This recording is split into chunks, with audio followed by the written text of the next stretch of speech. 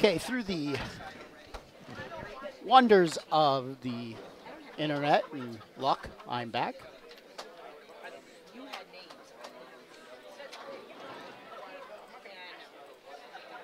Just have to reset some mics. I'll be right with you. Some internal stuff.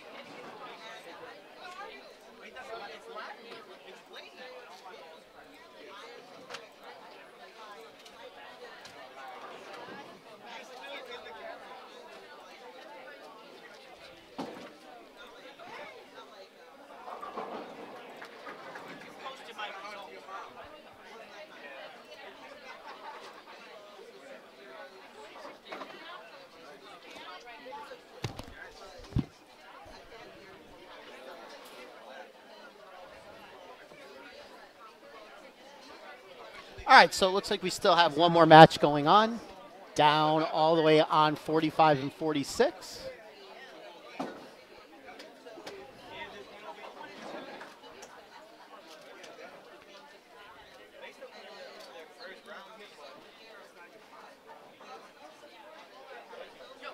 Bump that a tad to the right.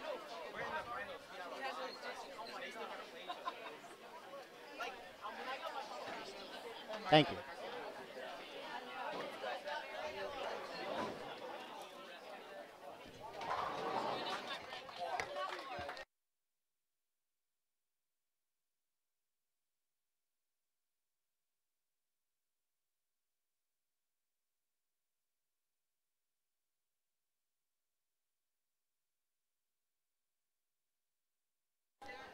All right, we do have some results here in the scratch division. We have the number 1 seed, Warcrest Valley. They will be moving on. That's the team of Erickson, Lux, White, Bennett, and Graham. So they will be the top seed. The number 2 seed is now the 3rd seed that moved on. That's Gitlitz, Horton, D'Souza, Reyes, and Ocello. And the 5 seed moved on. That's his, I'll let you pronounce that name, Ziggis, Gamo, Lewandowski, Lou, and Williams. I can tell you right now, on the handicap side, the number 1 seeds won. That's Baker, Klein, Cologne, Villanueva, and Swavely. And the number 5 seeds won. That's Cardinal, Francis, Grace, Masick, and Valentine. And we are waiting on the 3 and 4 match to get done. They are in their 3rd game.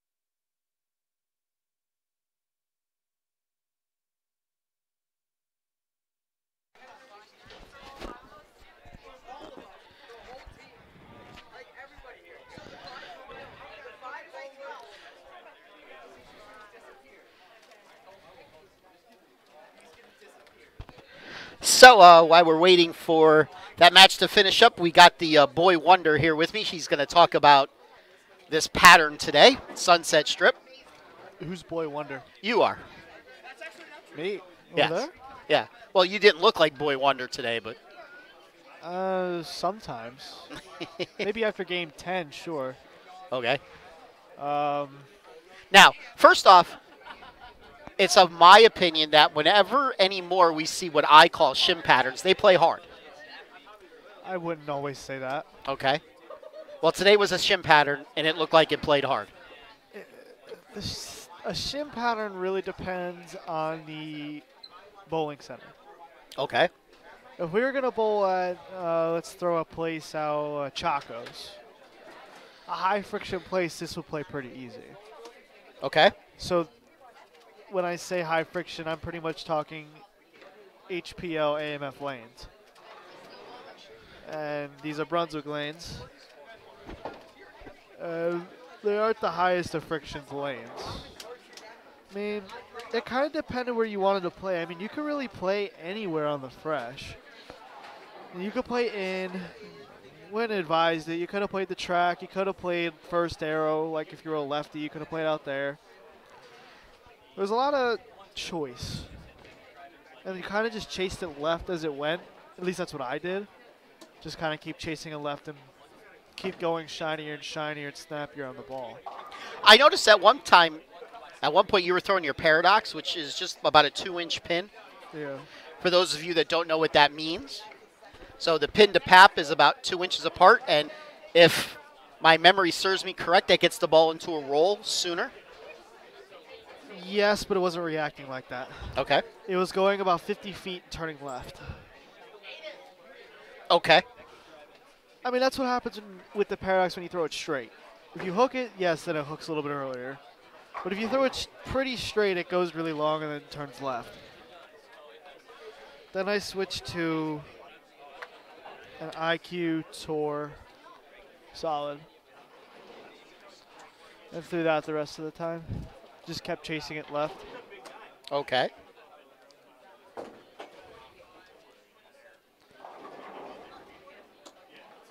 So even though you said that you could basically play anywhere, what do you think the optimal line is? I mean, let's face it. There was only 2 of the scratch teams that was plus. You know, and it was, I believe, 24 and 14. So if this was a singles tournament, cut would have been no more than -30. Okay. It's Baker, so I'll chalk it up to that.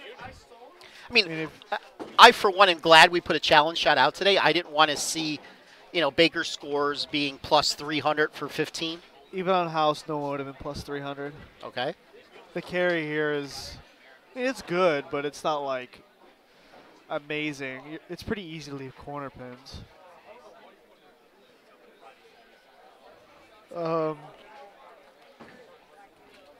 What's the ratio of this pattern? I don't know. It's not Isn't here. it like 4 to 1, 5 to 1? Ah. Well, that's not helpful. No, I know. It's not. I guess from looking at this, I take a wild guess between 4 and 5 to 1. Okay.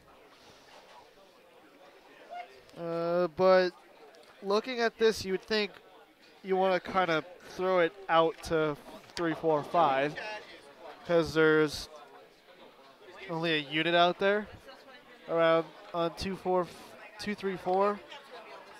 Well, I think if you're going to play that way, you better be playing nothing more than a small hook. I don't think you could play a larger hook and play it out there. On a high friction surface, yeah, you probably could. But this isn't high friction. Correct? Did you not tell me that about 3 minutes ago? Yes, I did Thank say you. that. Well, what line did you start with? And I know you said you migrated left. The track. Okay. All right, looks like we're just about getting done with the third game down there on 45 and 46.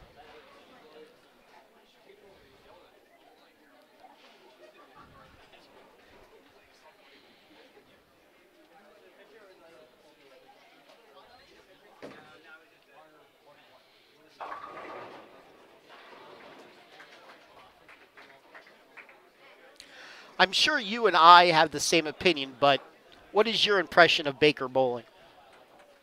I guess it depends how you put it or how you do it. In general, what is your opinion of Baker bowling? I like it. Okay. Again, depends on a lot of different factors.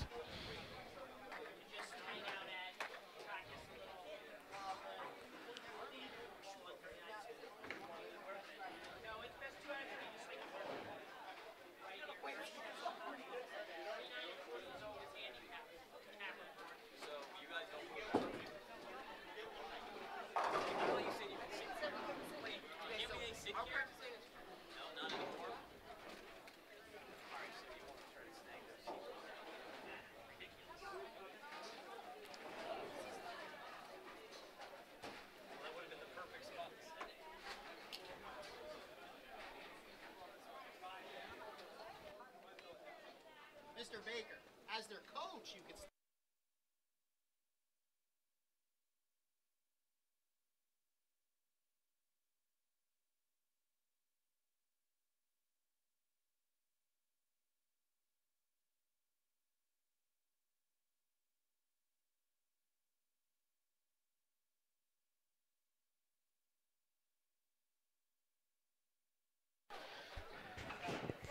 You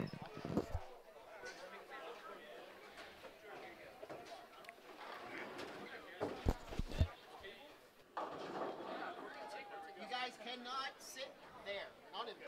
You all have to move. See ya.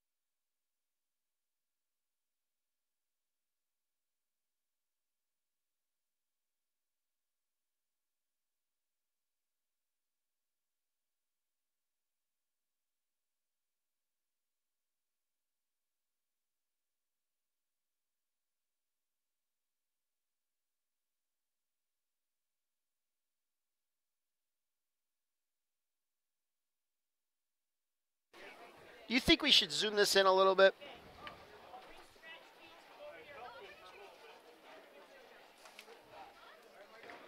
And you knocked out my quartz.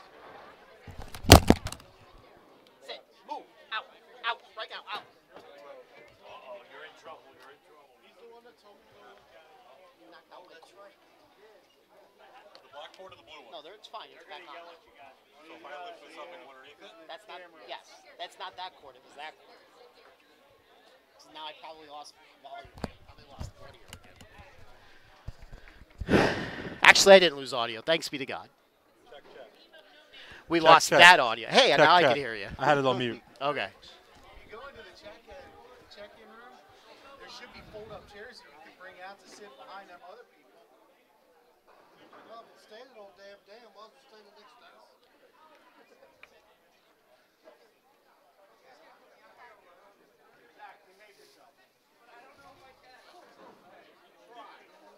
Terry, off a piece.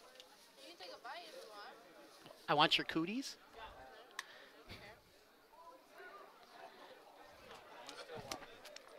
You could come back for a little bit. No, not at the moment. Do you want a bite? You have a camera face. Where do you have the camera face? Right in the middle.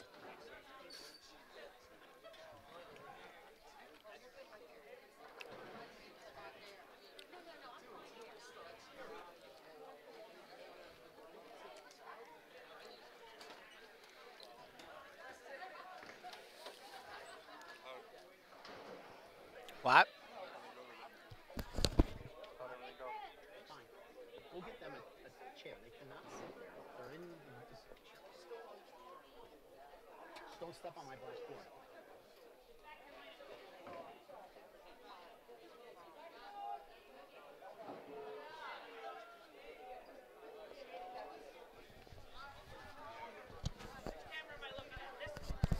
Oh, you're right there. You're good right there.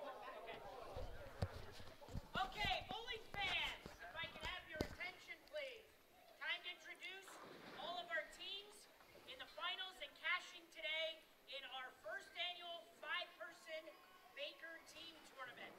Today's event, we will give out $3,500 in scholarships to all the bowlers you will see here this afternoon.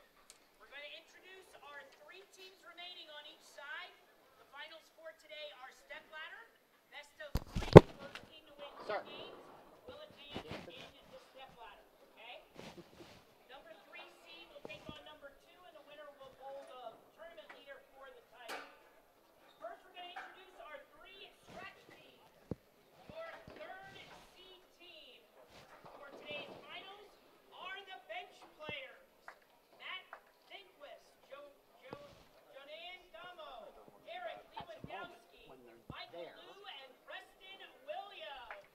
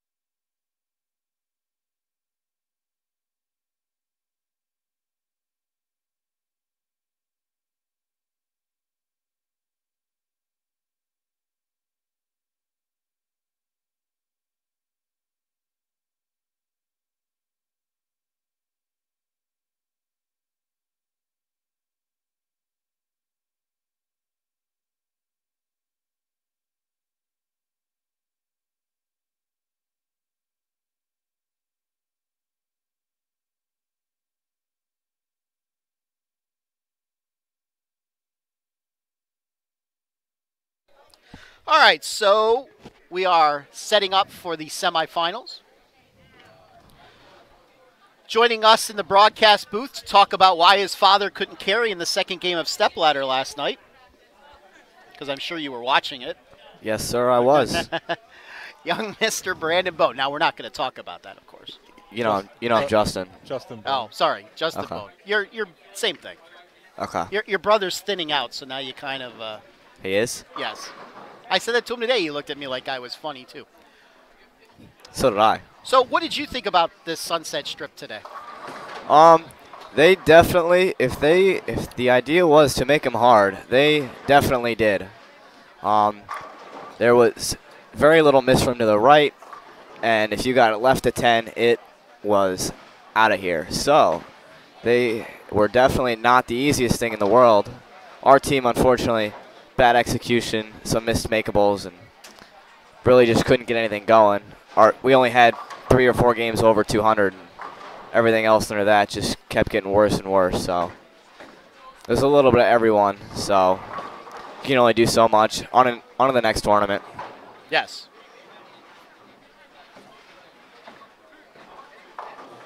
So why didn't your father carry in game 2 last night? I believe that he just had the wrong ball in his hand. I mean, yeah, he bowled 250 game 1, Yes. but Randy Peterson kept saying throughout the whole second game that he had the wrong ball in his hand. He did. He kept But- saying that. Yeah, it looked like the wrong ball, but he did square up toward the end and did throw the back 4. And I Yes. think he was afraid of making that move and just never did. Was that the 055 that he was throwing, or was that That was something the else? Radical Katana Slash. Oh, well, no wonder why I didn't recognize it. That would explain it. Yes. I don't know if I've ever seen your pop throw a radical ball before. No, not often does he, but the new Radical Katana Slash is starting to become one of his favorites when he can throw it, when it's out there. What were you throwing today? A little bit of everything. True Nirvana, Pitbull Bite, and an original Deviate Diva. That's a good ball. Yes.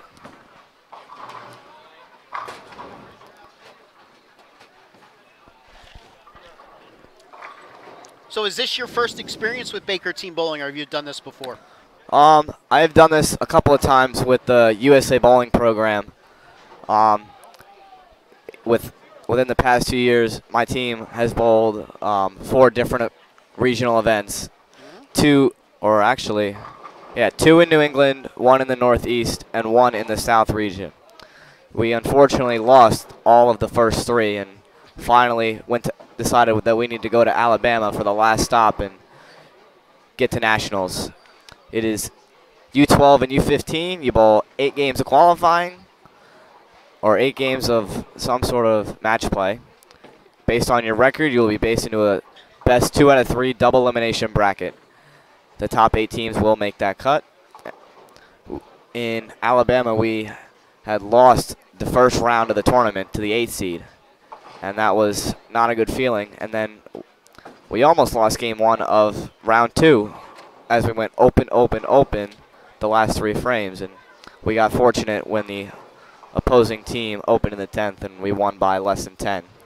We went on to win that event, defeating the winner out of the winner's bracket twice, and it definitely feels good knowing that we finally won a USA Bowling national event or a regional event. So Lucky 7 consists of someone that we are watching today in the scratch match: Alex Horton, Brandon Bone, Amanda Najokas, Ryan Taylor, and myself. Our coach is Chris Forey, and we all did fly down to Alabama after we did lose in New England, after we got beat twice in the final match, unfortunately. Okay. So good feeling knowing that going into the week of Junior Gold, we are bowling that tournament, and I do have a chance to bowl on TV with 4 of my best friends. I'm going to assume you really like Baker Bowling. Yeah, I mean, I really like the format. The teams can get excited. Teams get pumped up. It's not really just yourself that you're bowling for. You've got the whole team behind you if you make a bad shot. And also, if someone else on your team makes a bad shot, they know that they've got 4 other great players that can pick them up. So I really do enjoy the Baker format. I would like to see more Baker tournaments out there, but you know, you can only do so much with what you got. Granted that PJBT does do a great job of running as many tournaments a year as possible. What grade are you in now in school? I'm a freshman. Okay, so does the school you go to have a bowling team? Yes, we do. Okay. Preston Williams in the scratch match is actually on my team. We finished 4th in our group this year at the state tournament. Singles-wise, I did not qualify for states. The format to get to states needs a little bit of room for improvement, but you can only do so much. I mean, it was my freshman year. I averaged 213, had the 5th highest average in the short conference. So it wasn't a bad first season. I think I just had to get better at bowling the short formats, which were just 3 games and done. So is there team bowling, though, in Jersey for high school? Yeah. Okay. Now, do they do Baker in team? Because in the state of Pennsylvania, for regionals, which they split the state in half, you have an eastern region and a western region. Right. You do Baker games. Like, you'll do 3 regular games, then you do 6 Baker games. And then the finals are all Baker. Do they do Baker in New Jersey or not? Very little is there Baker bowling. I think we only bowled 1 tournament, which consisted of 10 Baker games, but other than that, that was it. Our matches are 3-team games. The way that we get to states is just 3-team games. Doesn't matter what you've done throughout the season, how many matches you won, how many matches you didn't win. Right. And the same thing with individuals. It was 3 games on the same pair, and post your score, hope you make it. Wow. Now, in the state of Pennsylvania, when you make regionals, for singles, you only bowl 5. You bowl 5 games, and they take the top 12, move on to the next round, and those people automatically make it to states. And then for regional team, you bowl 3 games regular, you bowl 6 games Baker, and the top 6 move on to states. Yeah, the way it works in New Jersey is it's split up into 4 different groups in 5 different regions, per se. Group 1, Group 2, Group 3, and Group 4, based on school size. Okay. The top 2 teams out of each group in each region will qualify for states. So realistically, you're only looking at 10 teams for your state tournament. And once you get to states as a team, you bowl 3 games, and that is your winner for the state finals. Wow. When you have the group winners, then it goes into the TSC, but your 4 group winners are your 4 state champions. The TSC is almost like a bonus. Okay. TSC consists of the 4 winners, obviously, and you bowl best 3 out of 5 Baker games. And the way that they seed it is your total pinfall after the 3 games that you bowled at the state finals. Gotcha. Very short formats in the state of New Jersey for high school bowling. I see. Unfortunately, something that I just didn't get used to as quick as I needed to. You'll get there. You got 3 more years. That is true. And not a bad thing either. Yes. My kid made it to the States his last 3 years in high school. Yeah. First year was also a part of getting my feet wet and trying to get used to not bowling with some kids that I know. And I did miss the first 3 matches due to being overseas in Malaysia. But our team did okay overall. I mean, we finished 3rd in our conference. So you can only do so much with people that you don't really know. It's just a different environment to get used to. Sure. I mean, not really getting to pick who you bowl with. Not like some of the kids I didn't even know. So it was just something to get used to. All right, so it looks like we're just about done with our practice. Again, this is the first team that wins 2 matches or 2 games will be moving on to the finals. If there is a tie for a game, there will be a roll-off. It's not they have to bowl another game that game doesn't count. There will be a roll-off to determine who wins that game. So the most games that we'll see is 3 per match. Best 2 out of 3 Baker. Yes. In the first scratch match, it is Team 5-pin. Consists of Morgan Gitlitz, Joey Acello, Alex Horton, Antonio Reyes, and Aiden D'Souza. Our number 3 seed bench players, Preston Williams, Derek Lewandowski, Yeah, good luck. Johan Gamo, Matt Ickes, and Michael Liu. Well, you did a lot better than I did. Some of these kids I know. Just so be it. Looks like they are getting a little bit more practice here. Looks like a little bit was cut off for the announcements, possibly. Yeah, they probably only had them set for 10 minutes. Yeah.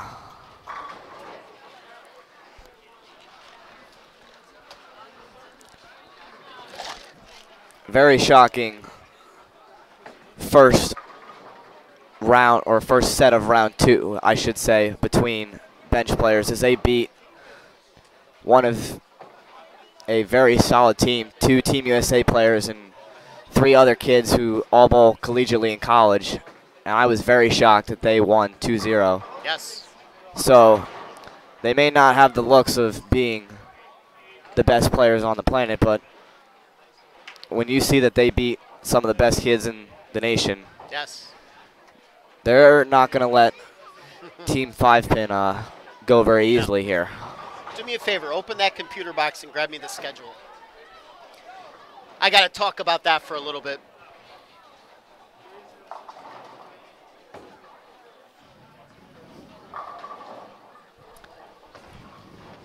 All right, let's talk about upcoming events as we go on towards the end of season 19.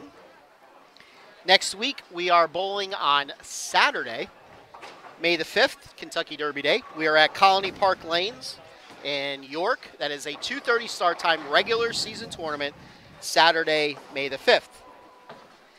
For those adults that may be watching, or any youth, youth are eligible to bowl in Sunday, May the 6th at Dutch Lanes. We have the season finale of the Buddies Pro Shop tournament. That starts, I believe, at 10. I do have a question for the adult tournament. Go ahead. So for all the youth bowlers out there, they might have this question too. If they do bowl in that event, can they sign the waiver to keep their youth eligibility? Absolutely. All right. Yes.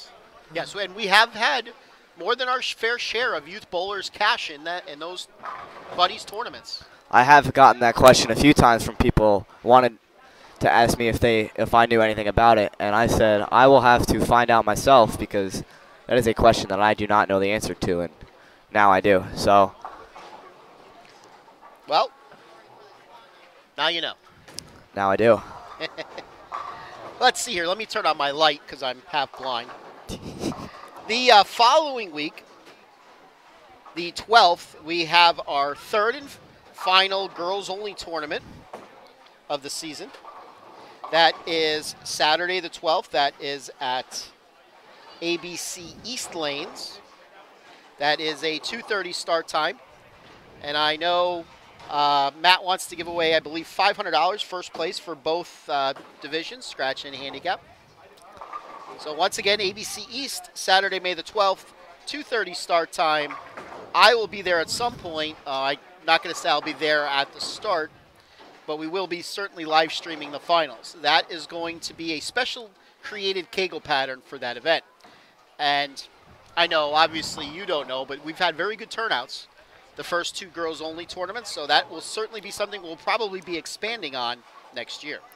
Yeah, I do like the whole concept of the girls-only events. I think that, yes, there is a lot of talent from the girls out here that do bowl on the PJBT Tour, but sometimes on the house patterns, the guys just outstrike the girls by miles and miles and miles. Yes. Now, some can compete. We have seen girls win in the past, but I do enjoy the concept of the girls-only events to see that they get to bowl against each other for a PJBT title. Yes. Then the following day, the 13th, we are at ABC North, so staying in the Harrisburg area That is a regular season event, 10:30 start time, Sunday, May the 13th. Then we have our final regular season tournament of season 19. Now, I'm sure you bowled in this in Chuck's world over on the JBT. So if you have, you could give some experience under this. We are doing our own version of the 2 a.m. tournament. I have heard about that. Yes. Have you bowled in it? I have bowled in the 2 a.m. tournament the past couple of years. Yes. I did not bowl it last year because I was in New England at a USA bowling event, but I did bowl this year, and I did bowl very well. I averaged 226 for the 8 games, and the way that it works is it's super match play. Yes. So you get 10 bonus pins each game for every person that you beat. So if there's 100 people and you win and you have the highest scoring game 1, you get 999 pins of bonus. So I had 3 games that were under 190 or under 200, and those 3 games I just didn't get enough bonus pins, unfortunately, and I finished about 20th in that event. Okay. Yeah, I don't know if we're going to be doing it quite that way. I know we are doing super match play, but I think we're just going to be doing it on a points. I don't know if we're going to be awarding bonus pins for every person you beat. But for those of you that do have a schedule, we have moved that event to Leisure Lanes in Lancaster. So please remember that if you do show up, do not go to Norristown that night. Come to Lancaster, Leisure Lanes, for our first ever 2 a.m. tournament. And then after that, we get ready for the bracket challenge tournament. We usually do that the Sunday of Memorial Day weekend. If you've won a bracket, just one, you get to show up and bowl in a free tournament where the winner gets $500. And a super large trophy, by the way. Yeah. And back to the 2 a.m. tournament, just a little bit of prep for all you people trying to go out and bowl. Go ahead, quick. Stay up pretty late Friday night, so you're Yes. and Absolutely. then go to bed super early on Sunday. Absolutely. On the mat. Okay, bowling fans, it's time for our first match of this semifinal. Our semifinal matches. Winner of each side will take on the tournament leader for the title. On the scratch side, we have number 2 seed, #Team 5-Pin. The order will be D'Souza, Orton, Reyes, and Acello. For our bowling fans out there, the number 1 bowler will bowl frames 1 and 6, bowler 2 will bowl 2 and 7, and so forth to make 18 games. Okay? Take on number 3 seed bench player. Icky's first, Lewandowski second, Gamo third, Williams fourth, and Lou is fifth. Okay? On the handicap side, the number 2 seed, no names. Their order will be Dent, Joe Rich, Beaver, Freeman, and Kerr. They get 35 pins per game for the match. And Northridge is the number 3 seed. They will go with the order Valentine, Masick, Race, Arnold, and Francis. And they are getting 8 pins. Okay? All right, and first team to win 2 games out of 3 will advance to the title match. Bowling fans, let's give a nice hand for our semifinals. All right, off we go. I do believe that the team that we're going to be seeing on the handicap side starting on the left lane, I think I heard Matt said they're getting 35, did I hear? That is correct. No Names is getting 35 pins against Northridge.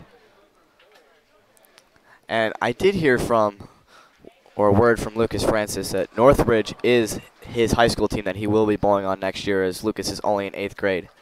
So he said he was looking forward to getting an opportunity to bowl with the kids that he will bowl with next year in high school. Some of the kids, he told me he didn't even know. So it's good to see that that team is competing today for a possibility at a PJBT title. Yes. All right, so we are off and running. Again, for those of you that are new to Baker Bowling, what you will see is bowler 1 on each team will bowl frames 1 and 6. Bowler 2 will bowl frames 2 and 7. Bowler 3 will bowl frames 3 and 8. Bowler 4 will bowl frames 4 and 9. Bowler 5 will bowl frames 5 and 10. all frames will be rolled on the same lane. They do not flip like you do in regular league bowling or regular tournament bowling. And to make it TV appealing, basically the team on the left will throw a frame and then the team on the right will throw a frame. This, if you were here for qualifying, we do not do this during qualifying. You just go at your own pace during qualifying. But to make it more appealing for our friends here on YouTube land, this is what we do for the finals. Try to keep it a nice easy pace. Keep it going back and forth. Keep an eye on both matches pretty nicely. Keep a nice slow pace. And back to the USA bowling events that I've bowled in the past. The way that they bowl Baker is only 4 people bowl. So 1 and 2 will bowl frames, or the bowler 1 will bowl frames 1, 5, and 9. Bowler 2 is actually the anchor, will bowl 2, 6, and 10. Bowler 3 will bowl frames 3 and 7. Bowler 4 will bowl frames 4 and 8. You can have up to 6 players on the team. As I mentioned earlier, our team has 5. That's different. It's a little bit of a different format, but it is definitely one of the tournaments that I do look forward to every single year. Unfortunately, this is my last year, so.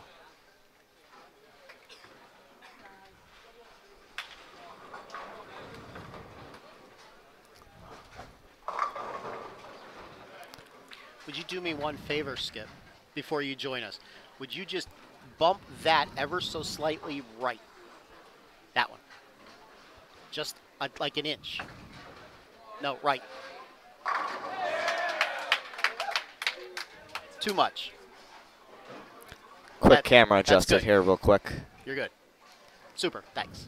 Okay. All right, joining us in the broadcast booth, back from his Sunday golf league. Very cold today. That's all I'm going to say about that. It might warm up sooner or later. I've had enough of this 45, 50-degree weather on a Sunday. Everybody was running around in shorts and a T-shirt on Saturday. I had a hoodie and long pants on, so I don't know if that's just me or what.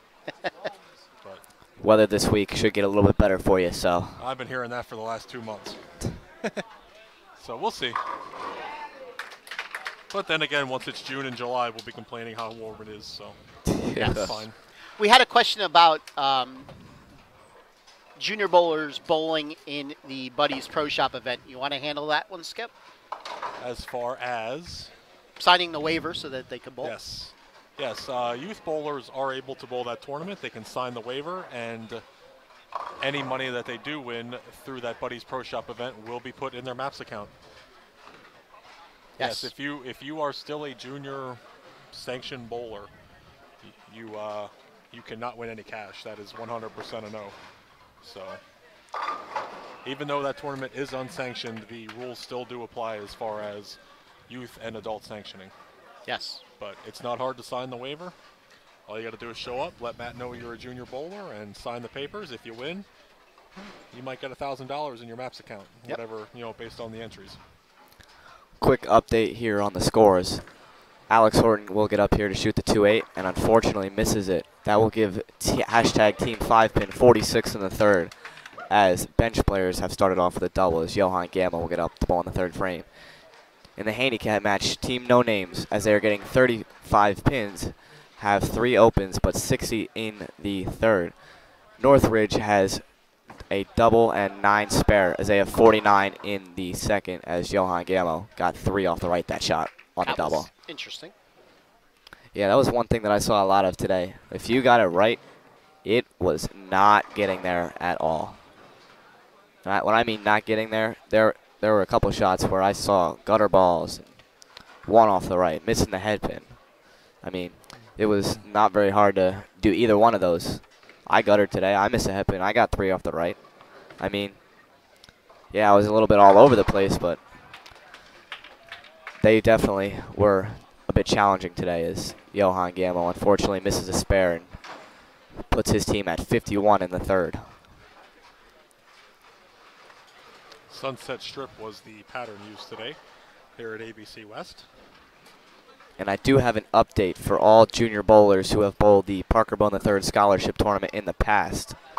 The date is set it will be Labor Day weekend, as it has been in the past few years. And there is a talk or a word going around that there's a possibility of a 2-day event this year, as well as a possibility of a new division of the new addition to U17 to Junior Gold in 2019. There is a possibility of U17 being added to the Parker Bowen III Junior Scholarship Tournament. 2 things to possibly look forward to as we come up upon Labor Day weekend here in a few short months. That will be here before you know it, Justin.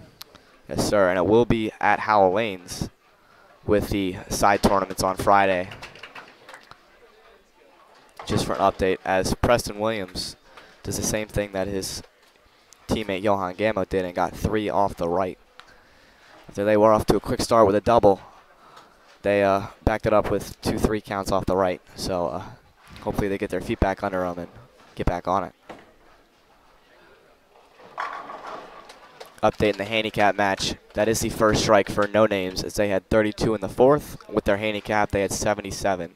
Lucas Francis will get up here in the 5th frame, as Northridge has double, 9 spare, 9 spare, with 68 in the 3rd on a spare going into the 5th frame.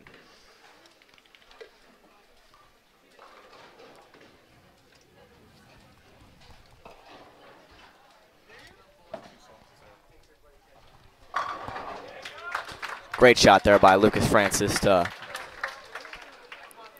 set his team up for the back half of the game.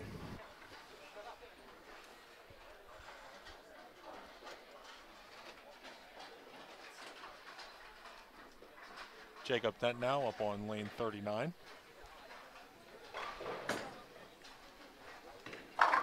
That goes. Go ahead. Oh, that goes Brooklyn for a 5-pin. Oh. We don't say Brooklyn in Pennsylvania. You don't? We say Jersey.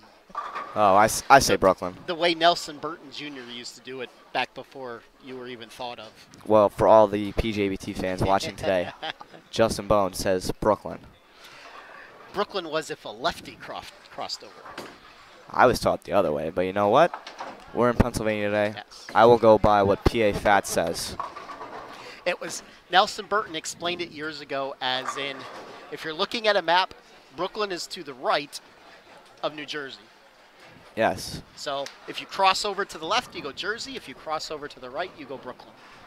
That's how he explained it back when I was a young lad watching Chris Schenkel and Nelson Burton Jr. on ABC every Saturday afternoon at 3 o'clock. Northridge with a pretty big double there to increase their lead.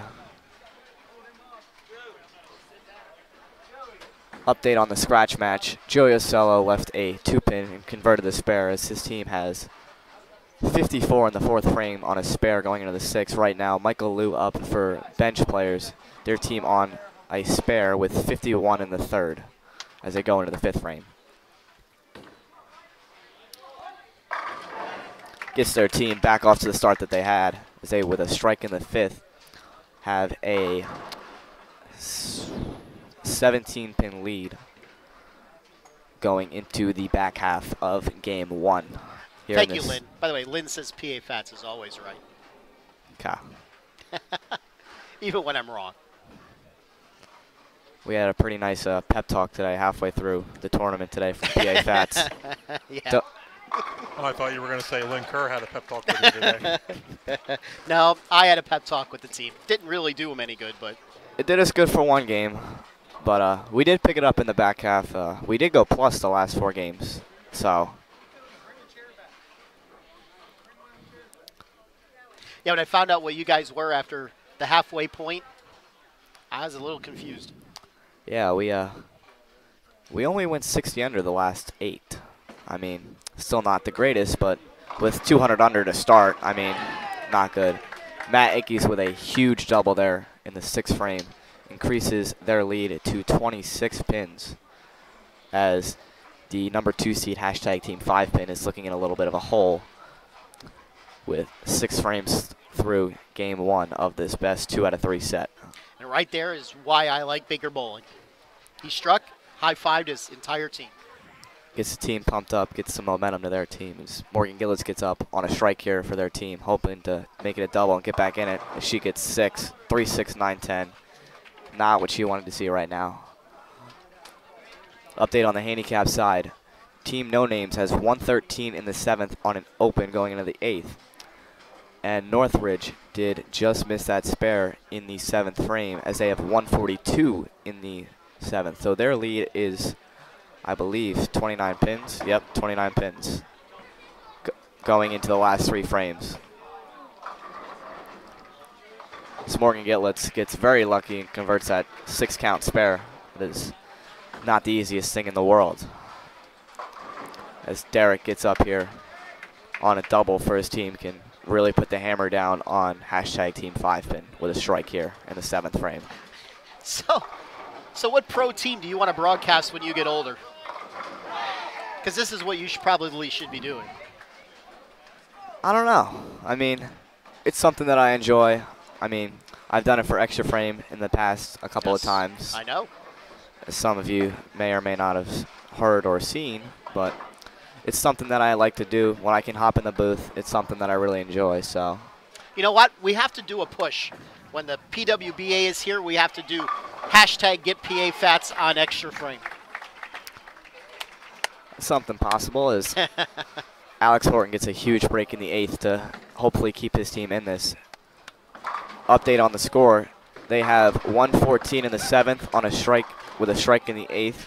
Possibility to strike out for 204 going in the 9th and 10th. Johan Gammo can really put the foot down here in the 8th frame with a strike here. As that looks left, it goes high. Fortunate enough to only leave a 10-pin. With that 10-pin there, they have 130 in the 6th as they are pacing 190. Can strike out for a possible 210. No, that is not right. Actually, yes, that is right. No, I'm confused. Possible 230 strikeout. Sorry for that. That could have been a lot worse. Uh-oh. And that's in the gutter as hashtag Team 5-pin is now back in this match. With an open there, they're at 158 in the 8th with a max of 218. Yeah, with a double here in the 9th and the first ball of the 10th, Team 5-pin could take the lead. Yeah, as Antonio Reyes goes just a hair high for a 4-pin.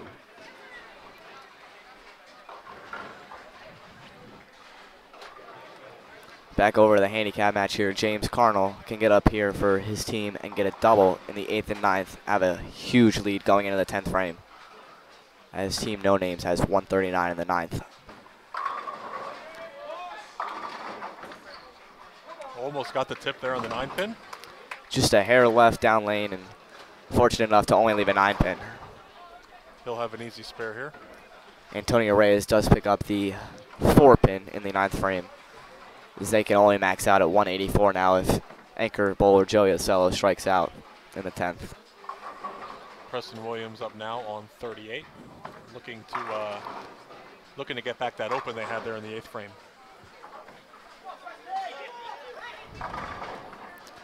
Just a hair light, leaves the 7th pin. James Carnell makes his spare. Update on the handicap match going into the 10th frame. Northridge has 162 in the 8th on a spare with a spare in the 9th, so they can strike out at 212. Team No Names is unfortunately going to lose this match as they only have 139 in the 9th frame. They have been beat. Northridge wins game 1.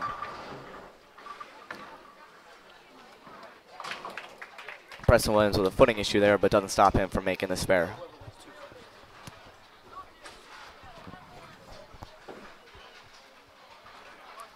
The scratch match, Team 5-pin has 134 in the 8th with a spare in the 9th. Joey Ocello can get up here and strike out for 184. Bench Players has 158 in the 8th with a spare in the 9th. Can strike out for possible 208 as Michael Luke can get up in the 10th and strike out. One thing to remember, especially over here on the handicap side, No Names, they're gonna lose the game by a pretty sizable amount, but it will not matter going into the next game. All you got to do is win the next 2. That's right.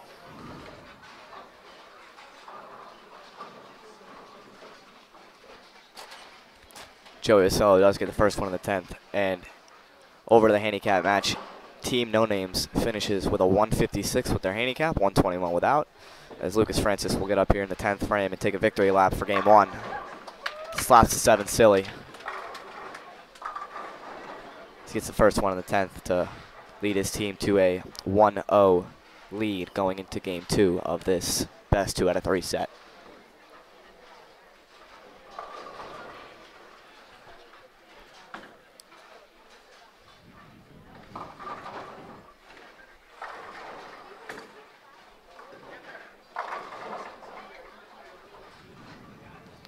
Joey Ocello does not get the messenger to carry as he leaves a soft 10.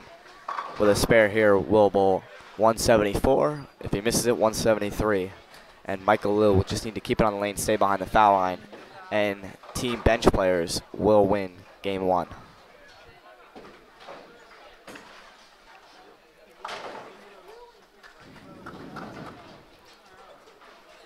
If I'm not mistaken, Joey Ocello only needs 3 pins in the first shot.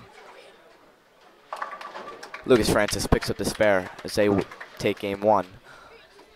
212 to 156 as they win by a sizable amount in game 1. It's official. Bench players take game 1 with a big strike there by Michael Liu. Michael Liu, back in the prior round to this, showed up in the 10th frame in game 1 as they came down after Matt Ickes missed a 5-pin earlier in that game. They threw the back. They had a late 4-bagger to win the match by 2 pins, which was something incredible to see as they beat, honestly, one of the best teams that bowled today. Mike splits the 8-9 there to get his team into the 200 game.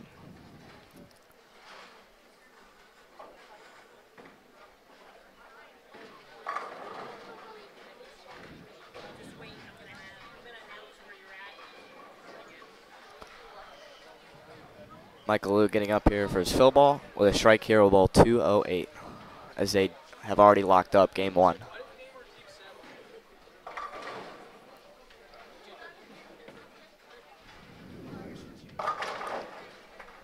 .610 for Michael, but it does not matter as bench players takes game 1 206 to 174 over hashtag Team 5-pin. All right, so now the teams will flip-flop. And we'll be off on game 2. Let me sit down for a few minutes, talk to the peeps on the message board while you guys call this match. Once again, as always, our message board is live and operational. Feel free to chime in. Let me know what you like, what you don't like about Baker bowling today. Let me know what you like or don't like about Brandon's telecast. I'm Justin. I know. That's why I said that purposely today. Oh, okay. Yeah, let us know if you have any questions about any upcoming future events here on the PJBT Tour. All right, on the mat for the introduction of game 2. Okay, bowling fans after game number 1. On the stretch side, bench players have a 1-0 lead over hashtag Team 5-pin. And on the handicap side, Northridge has a 1-game lead over No Name. Okay? Now switch sides, we'll begin game number 2. As Matt just said, teams will switch lanes. They stay on the lane this whole game. Matt Ickes on lane 37 to start game 2 for bench players.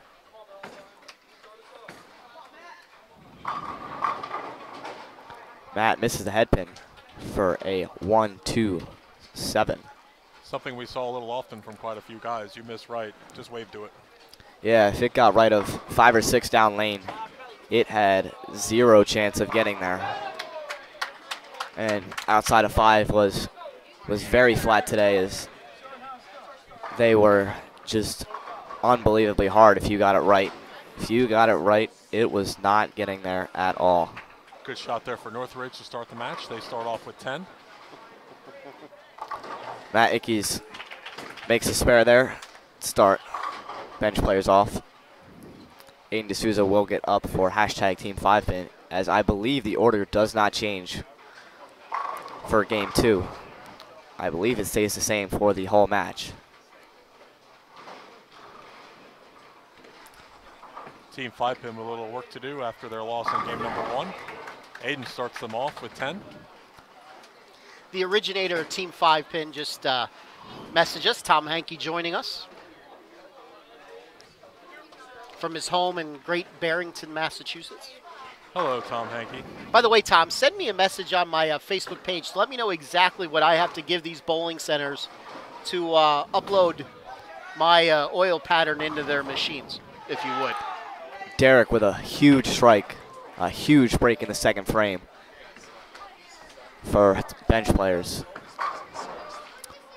As Northridge misses the head pin there for a 1-2-4. Northridge with a strike, and that 7 count there in the second. Team No Names has 41 in the first after the leadoff bowler went 6-0. Born Gillis up here with a chance to double for hashtag Team 5 pin, and not a good break with a 4-9 there. That could have been a huge break for them, but unfortunately, a unfortunate break. As Justin, recap for our fans up there out on YouTube land who won the first game on each side. YouTube land viewers, in the first match on the scratch side, bench players did win 206 to 174 over hashtag Team 5 pin. In the handicap match, Northridge won 212 to 156 over No Names, as No Names is getting 35 pins of handicap a game. And this is 2 out of 3, so game 1, the scores are dropped, and they will bowl 1, possibly 2 more games, depending on who wins each match.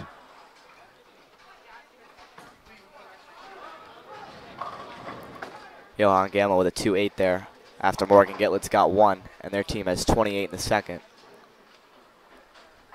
Team No Names, with another open frame, has 50 in the second, with 7-2 in the second frame.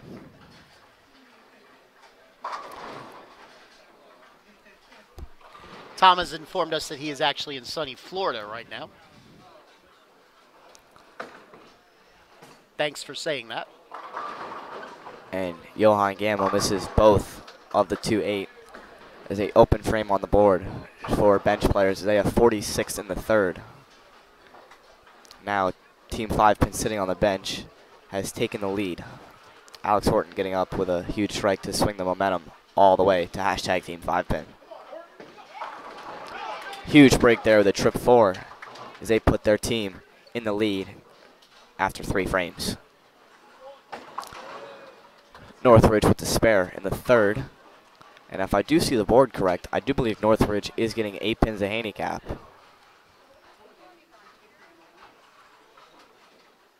But I am not sure if that handicap is or is not in effect. Yeah, actually, I do think he put in the handicap for both teams. Okay, so then 35 pins for No Names and 8 pins for Northridge, as they did not bowl 210 game 1, or 212. They bowled 220 game 1. Preston Williams and bench players have completely turned around here as they split in the fourth. This will most likely be an open frame here by Preston Williams. He only gets 1, takes his 4 off as they now go down. Turn of events here in momentum. Antonio Reyes can get up here with a huge double and increase their lead to 24 pins after 4 frames.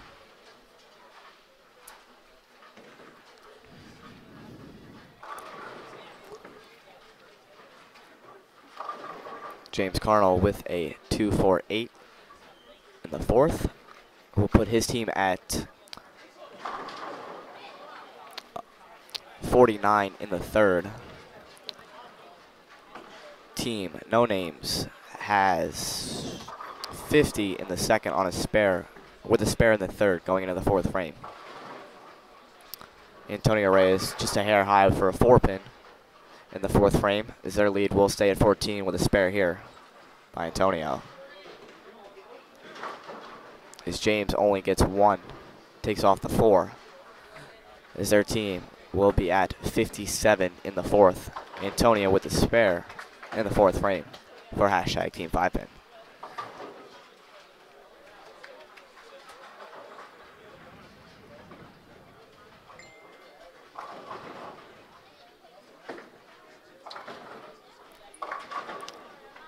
Team No Names misses the head pin in the 4th. We'll put them at, I believe, 68 in the 3rd. And a 1-2 to shoot in the 4th. Michael Liu with a strike there to try to swing some momentum back to them. Let them know that they're still not here. That they are still here halfway through this game. That'd be something I would do. A little mix up of words there, but, you know, things happen. As No Names misses the spare and are only down 8 scratch, but do have the lead with handicap as they are up 19, 76 in the 4th for No Names, and 57 in the 4th for Northridge, as Lucas Francis is getting up here in the 5th frame to try to get his team back in this match. Looks a little left with a light mixer there, and getting his team back in this with a strike there in the 5th. Big strike. Joe Yasello getting up here in the 4th.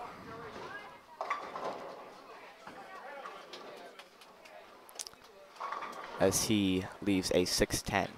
And their team will be up 12 pins with a spare by Joey. Back to the handicap match, a 2-5 out of Team No Names. Very makeable spare.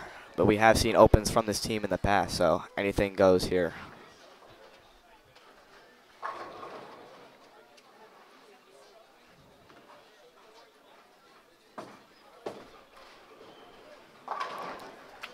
Joey converts, and Team No Name converts a spare. Update on the scratch match after 5 frames, halfway through game 2.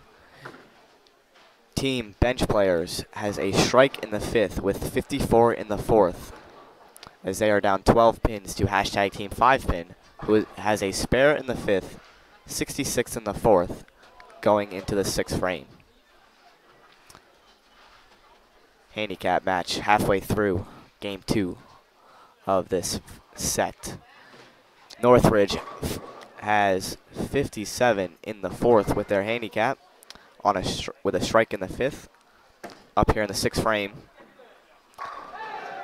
Make that a double for Team Northridge. A huge double to get back into this match. Team No Names has 76 in the 4th. Spare in the 5th as they get up here in the 6th frame on the right lane. Matt Ickes for Bench Players leaves a 6-8. As not some good count from Team No Names. Not good count there as he gets 1 off the left. Matt converts a spare. We'll give them 74 in the 5th with a spare in the 6th going into the 7th frame as Aiden D'Souza gets up here.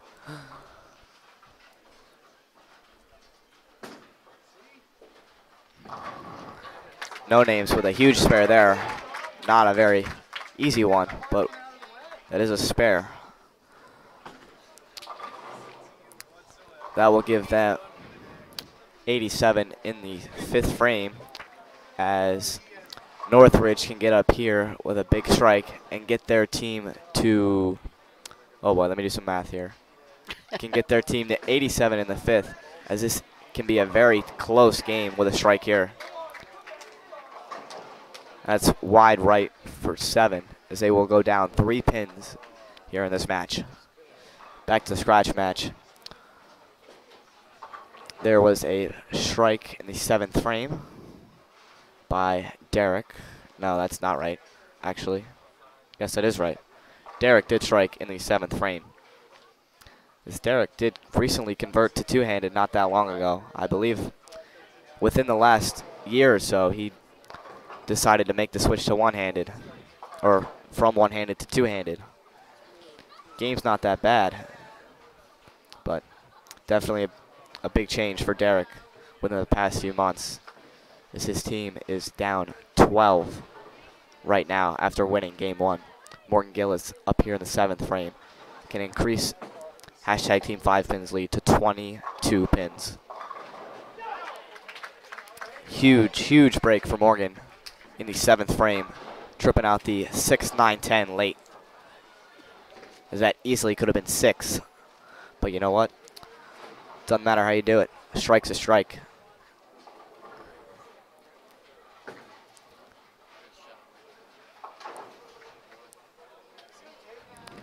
An open for Northridge will put them down just a little bit, as Team No Names has 106 in the 6th, and Northridge has 102 in the 7th. So that match is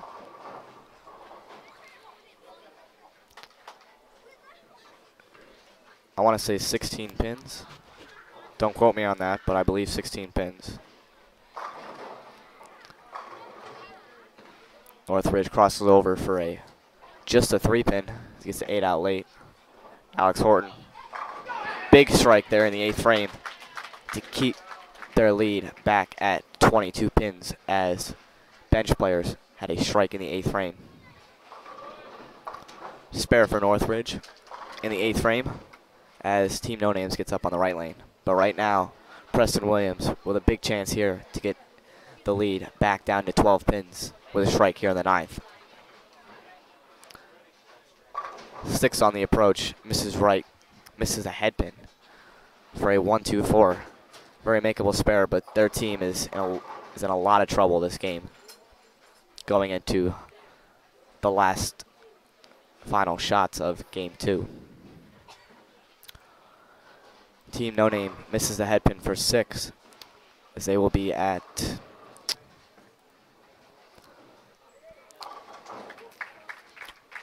oh boy, 122 in the 7th. Sorry there for the mental error. 122 in the 7th, as he makes a spare. Big spare there, as they are down, or they are actually in the lead. Or Northridge with 110 in the 7th.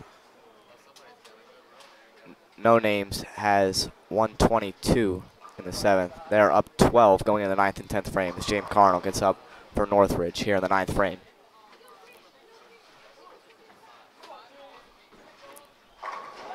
Big strike there to set up anchor bowler Lucas Francis to a possible crucial 10th frame, to whether this will go into a deciding game 3 or not. So Michael Liu misses the head pin for a washout, and they will lose game 2, and this will go into a deciding game 3, as they will switch lanes and go back to the lanes that they bowled on in game 1. Challenging split here left by No Names, as this match can get very, very close going into the 10th frame. This Northridge will be at 130 in the 8th with a strike in the 9th going into the 10th frame. No Names misses all of them, as they will be at 146 in the 9th. So that is a lead change. Northridge now has the lead by 4 pins, even closer. Lucas Francis needs a double and 7 to win and move on to the title match for his team.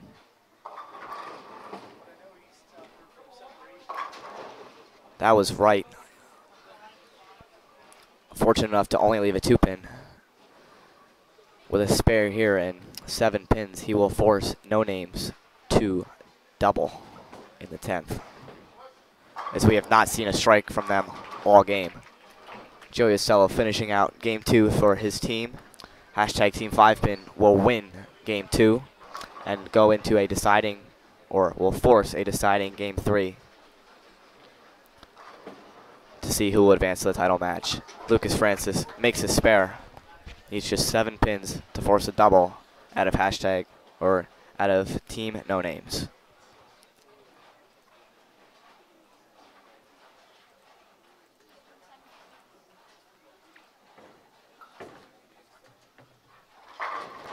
Joey Ocello with another strike in the 10th frame will get them at a 236 with a strike on the fill, as they can will win this game by at least 60 pins. With a strike will be 70. Lucas Francis fortunate enough to just leave 9 and will force a double out of no names to win game 2.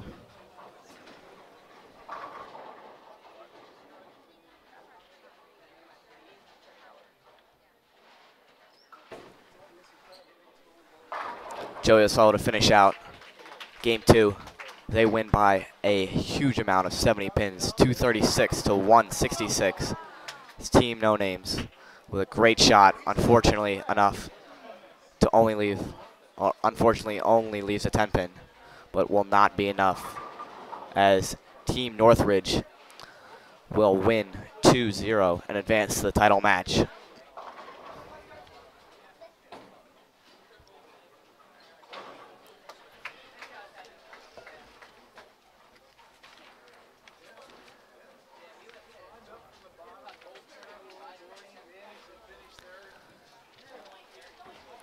Team Northridge will take on Mary Beth Baker, Morgan Klein, Christina Colon, Jacob Villanroga, and David Swavely in the title match of the 5-person Baker tournament here at ABC West Lanes. Finish out the game with a strike. We'll get them at 166 to 169 as Northridge wins game 2 by a very little 3 pins. Complete different story on the scratch side. This hashtag Team 5 pin wins by 70, 236, 166, and will force a deciding game 3 on the scratch side to see who will advance to the title match against Warcrest Valley.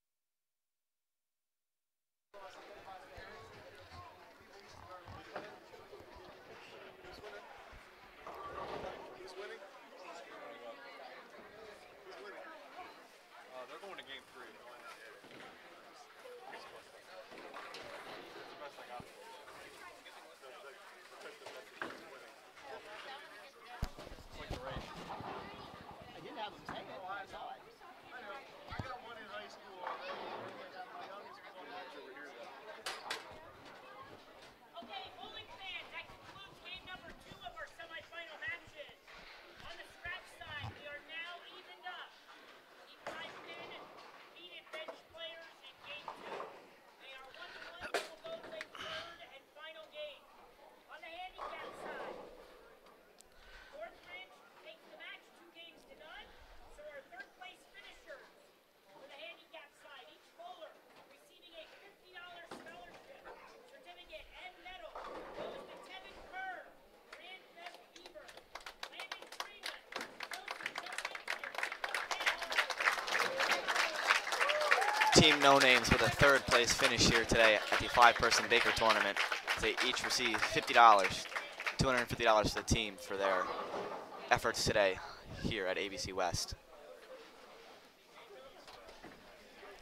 Great bowling by all 5 as it came down to the wire there in the last game.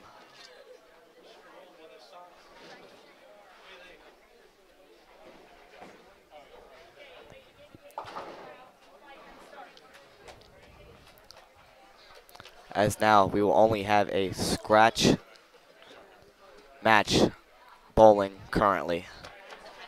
Hashtag Team 5 pin and team bench players in a deciding game 3 to see who will advance to bowl Warcrest Valley. As that team consists of Isaac Erickson, Tony Lutz, Ben White, Colby Bennett, and Ryan Graham, as Aiden D'Souza gets off to a nice start for hashtag Team 5 pin with a strike in the first.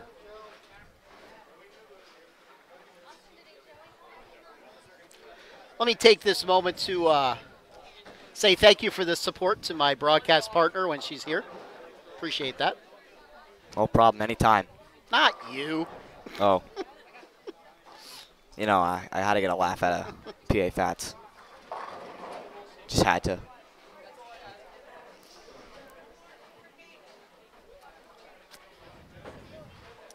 Matt Ickes through the nose, fortunate enough to only leave a 6-pin.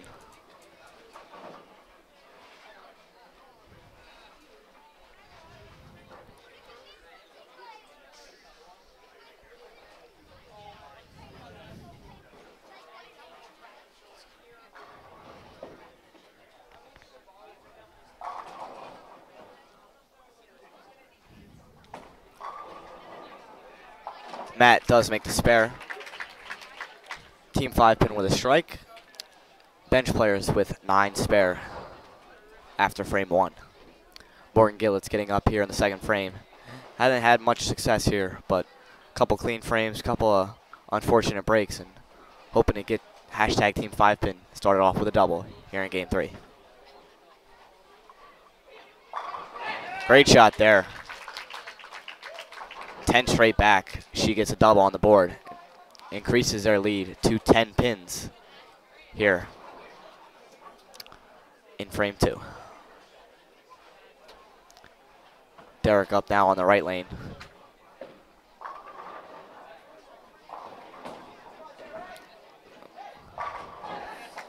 Looked like a little bit of an approach issue there, but enough to get 10 back into the pit, as they will be down 10 going into frame 3. Alex Horton up on the left lane for hashtag Team 5-pin on a double. Big shot there. Fortunate enough to only leave a 4-pin as he goes just a hair high. Their lead will go to 9 pins. Certainly 3 different looking shots from what we saw the first time on the left lane there for Team 5-pin. Oh yes, definitely. They were a little tight to start today, but once they opened up, the lanes got a little fried, and Alex Horton is pretty deep considering the fact that he is throwing a urethane ball. Matter of fact, the Teen Masters 3.0, or the PBA skill as some people know it. But Johan Gammo up here to have, with a strike here in the third, will take the lead for bench players here in the frame 3.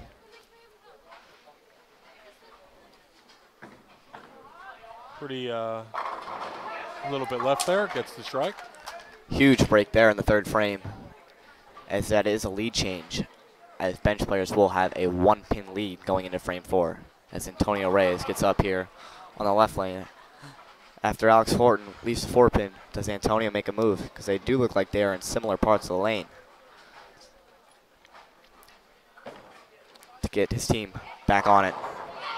Nose dives. They gave the break right back. Nose dives in the 4th frame. Joey Oso with a huge high five to Antonio off camera.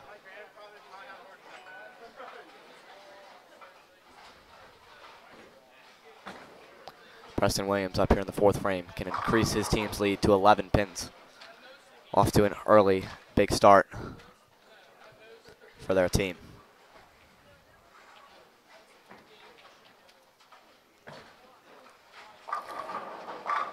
Miss right. He's not happy about it. Missed the head pin for a 1-2-4. So we have seen this before a couple of times here by Preston. Just slips a little bit off to the right, and due to his rev rate and his speed, a little bit right for some players could come flying back and go high. A little right for him, misses the head pin. So something to keep in mind for him, though. It could have been a lot worse. So a 1-2-4 is not the worst lead he could have had. Yeah, that definitely could have been 3 off the. Could have had a 10-pin there with him. Yeah, could have been a washout. Could have been super washout. Could have been 3 off the right.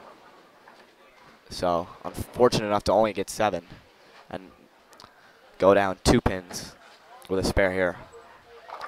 Makes a spare. Nice conversion there. Ocello up now for their Team 5-pin's 5th frame. He'll be looking to double. Joey Ocello with a strike here will give a Team 5-pin a double going into the back half, as they will increase their lead to 12 pins. Say a 69 in the third with a strike in the fourth going into the fifth frame.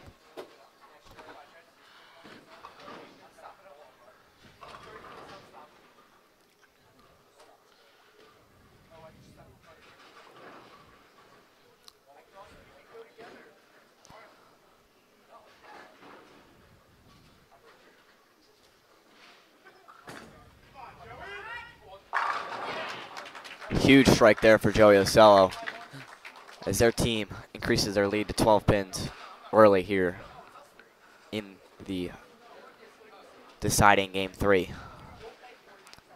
to see who will advance to the title match here at the 5-person PJBT Baker tournament.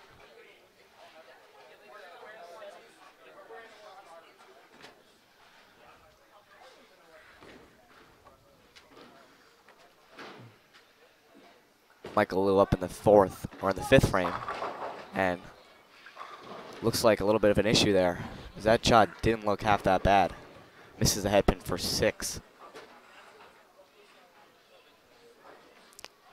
Where we would have expected by him to get up, and that shot could have easily hit the pocket based on where it was down lane, but hangs out there and rolls out for 6 as he gets up here with a not the easiest spare in the world as he misses it right What in the gutter. in the world was that? Misses right in the gutter. Misses all of them.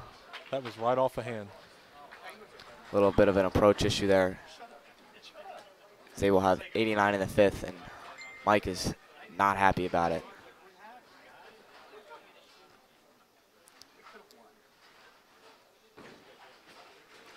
Aiden D'Souza to increase his team's lead to 40 pins. 6 count of his own. He leaves a bucket.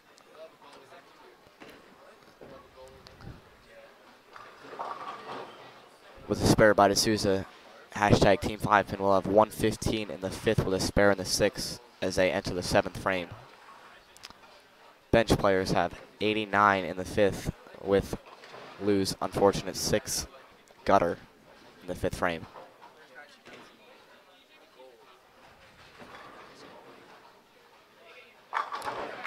Makes a spare, no problem at all. As hashtag Team 5 Pin is looking pretty comfortable right now here, halfway through frame 6.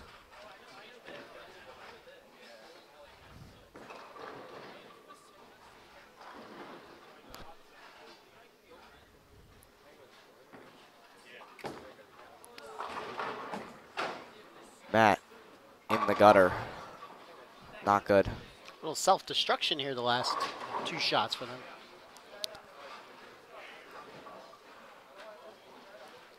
That was not what he wanted, as his team is already down a sizable amount. Well, the important thing here first, he's got to go up and clean up what he's got left. Huge spare. Go up and Huge, throw a good shot. huge spare here to hopefully keep his team alive, keep his team's hopes.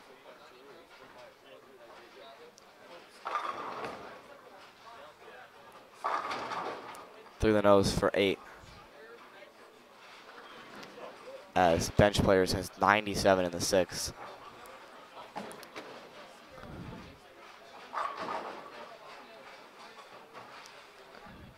Do still have a possible 217 with the back 6. As hashtag Team 5 Pin is already at 215. Morgan Gillis can, with a big strike here, can bring all the momentum to hashtag Team 5 Pin. Break there with the late tripping 7. Almost had the 7-10 there. Luckily, leaves only the 10. Yeah, that could have been a not fun break for Morgan. Fortunate enough to only lead the 10. She gets a 7 out pretty late. 134 in the 6th for hashtag Team 5 Pin.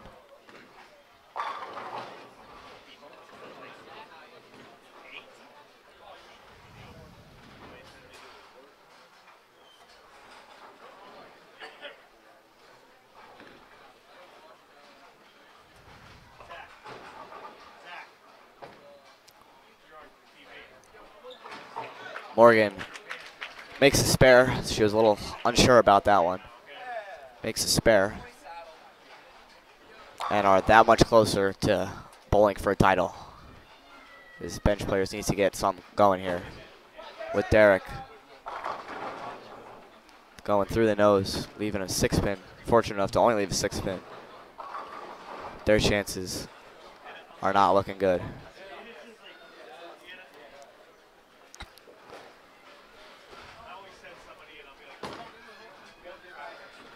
Makes a spare. Their max is now 207, but hashtag Team 5-pin is running away with it as they are currently pacing 214 with a possible 244 max.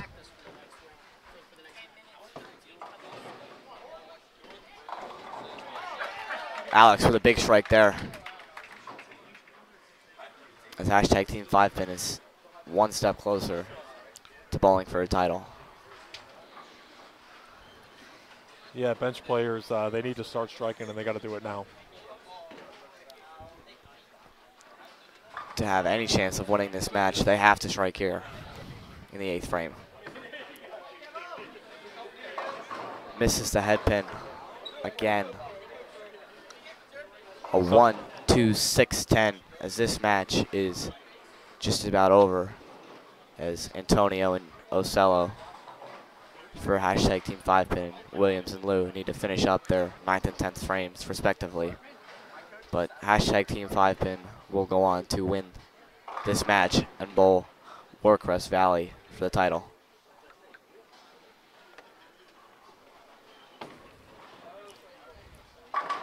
Takes off just a 6-10. Put them at 121 in the 8th.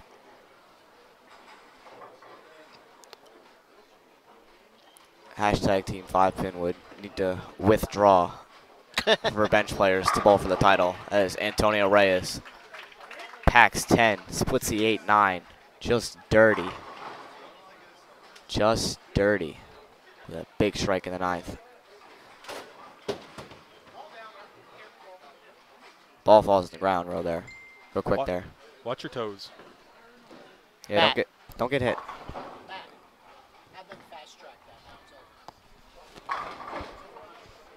Williams misses the head pin. His bench players just couldn't get anything going here after the 6 gutter by Lou.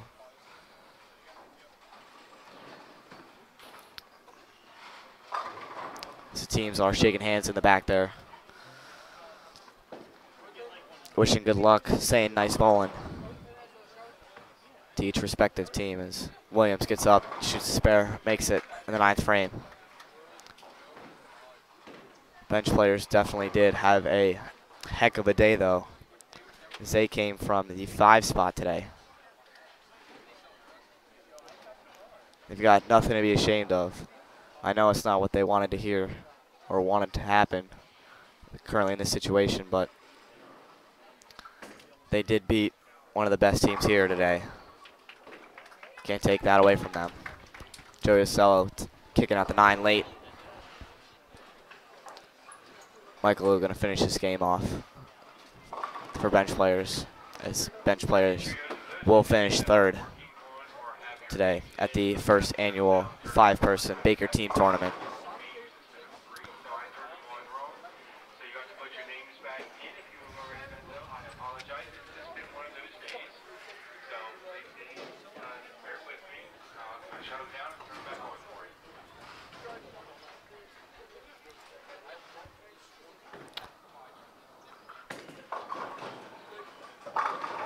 Ocello, another strike in the 10th, will get his team in the 240s as they win this match again by a sizable amount.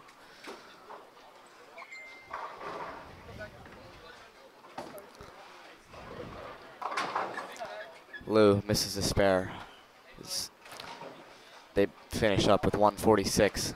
Not what they wanted to see here in this semifinal match, but they definitely did bowl great today, considering the fact that they almost didn't bowl due to the fact of this tournament did almost sell out, as they took, I believe, the 2nd to last spot. Definitely nice bowling by bench players.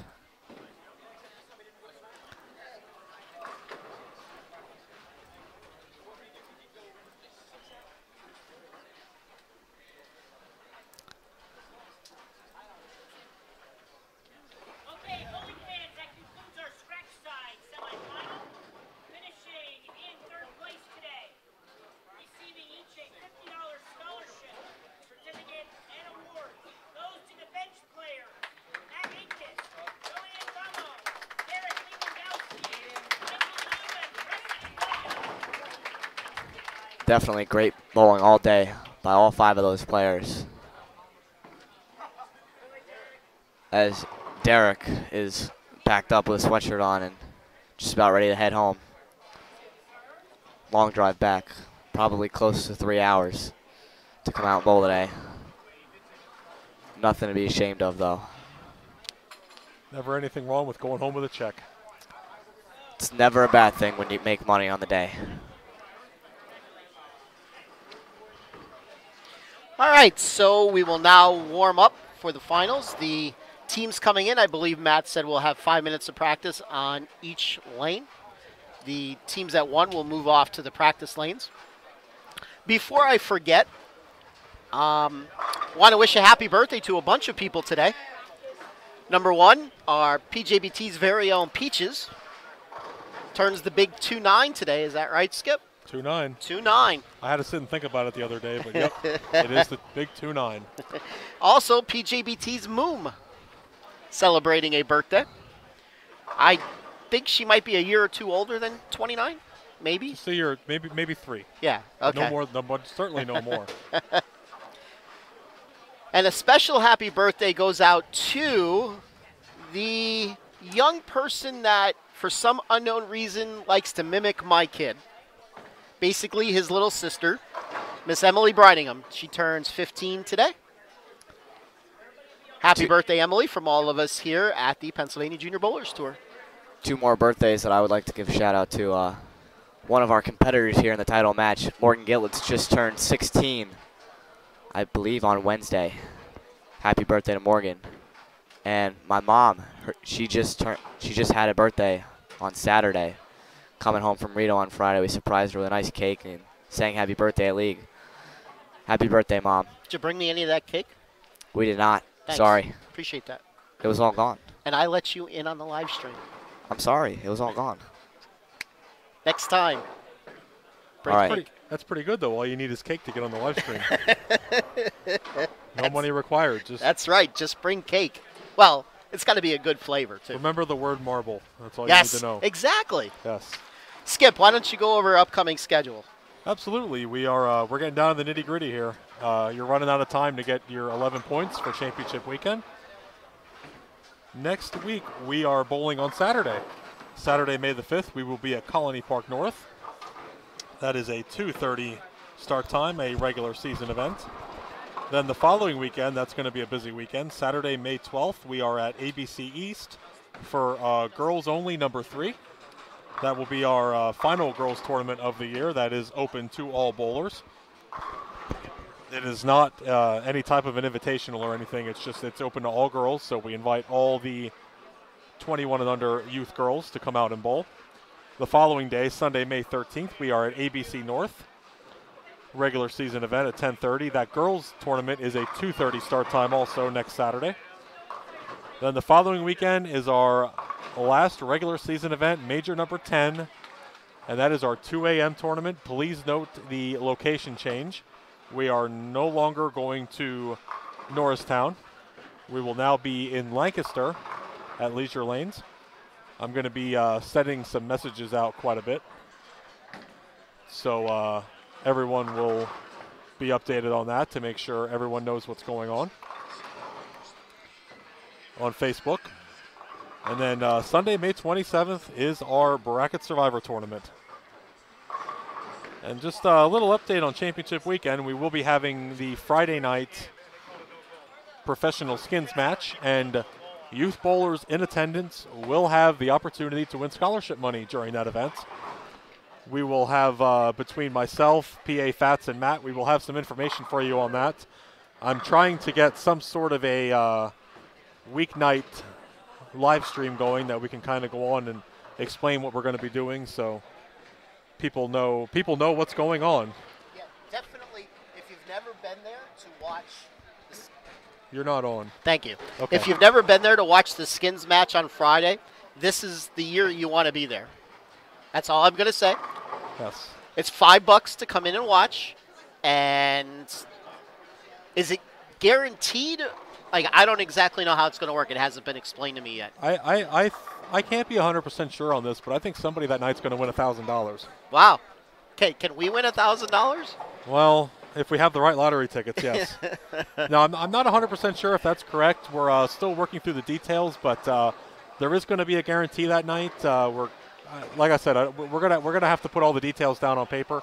It is on the entry form that we are doing something Friday night, but we're working on the details. But there will be an opportunity for somebody to come out. I do believe we're going to be paying 6 youth bowlers that night in some capacity, but we're going to figure something out. And like I said, sometime over the next 2 weeks or so, I want to try to get something organized that we can get on and give some details out about this, because it's certainly going to be worth showing up to. I assure you that. So, I tell you what, one of the things that I love doing with the way I help the PJBT, I love spending Matt's money. We do it pretty well, actually. Yes, we do. Between live streaming equipment and any other things that we need here, we, we even provide the pen. So, but that's pretty much what's coming up. All of this is available on our website, pjbtbowlingseries.com, and on Facebook. Facebook really has been a tool that we've used so much over the last couple of years. It's really been such a big help for us getting information out, and we will continue to do that. But the most important piece of information I'm going to give everybody right now is to make sure you do date the location change for the 2 a.m. tournament. That will be at Leisure Lanes, and that is Sunday, May 27th. We will start. No, I'm sorry, that is May 20th. Yes. Sunday, May 20th. And that will be a 2 a.m. start time. We will start at 2 a.m. sharp. I'll be wide awake. I don't know about anybody else. Absolutely. I already have the plan set down. I'm a night owl, so I don't need to worry about that. I'll be good to go. You know what? Anybody listening in YouTube land, bring us cake. We like cake. We're going to need cake to stay awake. Lots of cake. You hear that, Lynn? I know you're listening. Bring us cake. Yes. And chocolate. And alcohol. I don't know if we'll get away with the alcohol part, but certainly the cake part. Cake and chocolate. Remember the word marble. That's the word of the day is marble. Absolutely. That is P.A. Fats' favorite kind of cake. Also, while we're here, Drew Jakewith, he's getting ready to celebrate a birthday this Tuesday, May the 1st. Happy 15 to you, Drew. Yes. One more year and you can get your driver's license too. Which will still be probably quicker than my kid. Probably. Your kid will be 21 till he gets the book. Soon. Going to need a car to go to college. Yes. Since I figured we were in Harrisburg all day today, Mechanicsburg rather, so took Peaches out for a nice dinner last night at Texas Roadhouse, and then we went and saw the new Avengers movie, which I highly recommend. I'm not going to sit here and spoil anything for anybody, but it was different. The highlight of my night was watching Titus O'Neil nosedive underneath the ring. That was pretty good. All he needed was a big red nose, and he'd have been the clown of the night. So that was pretty funny. We got about 3 minutes and 40 seconds left of practice here for these teams. Each team gets 10 minutes of practice on their lane. The teams coming in to bowl against them, the teams that already won their matches, are bowling on the off lanes. You can't see them right now, but they will be coming in, and it will be same as what we just had. It will be best of 3. First team to win 2 matches will win the titles. $200 scholarship apiece to the winners, $100 to second place. And how could we forget? Our little Brady boy turned 6 on Thursday. I have no idea who that is. Probably the kid that made a mess out of my front porch the other night. He took some packaging styrofoam, and it looked like it snowed on my front porch the other night when it was 70 degrees. Hey, it was a warm night at least. Yes, it was. Yes. Sometime soon we're going to have another warm night, and we're going to have a cookout. Will there be cake? I will make sure there's cake if you show up. Thank you. Remember the word marble. I like marble cake for some reason. Don't ask me why. That's my favorite. Cake, punch, and pie, and I'm there. Pumpkin pie. That's fine. Chocolate pie, pumpkin pie, Any pie is good pie. any pie is good. Justin, why don't you tell us about the teams that are coming in?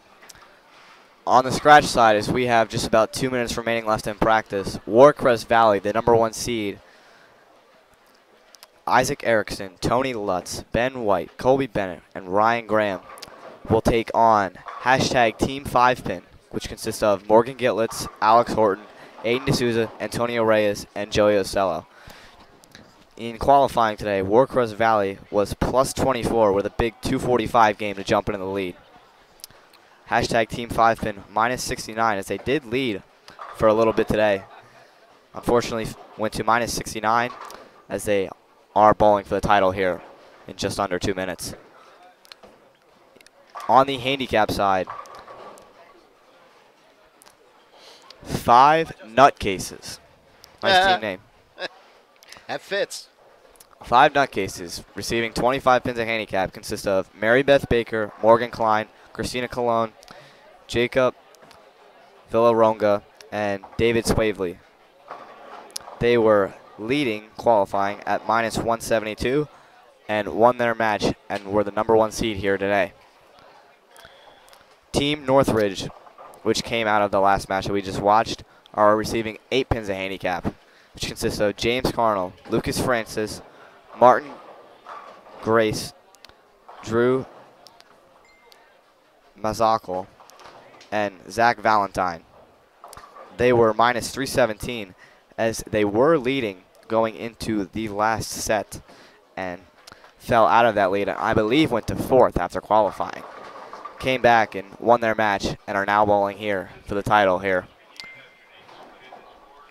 Those are your 4 teams as 2 of them will walk away with a PJBT title here at the first annual Baker Team Tournament.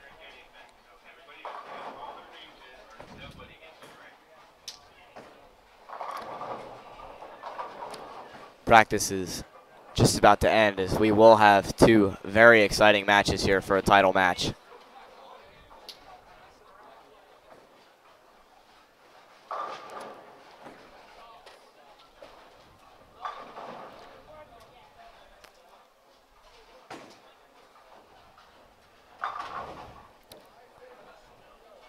Practice ending on the handicap side.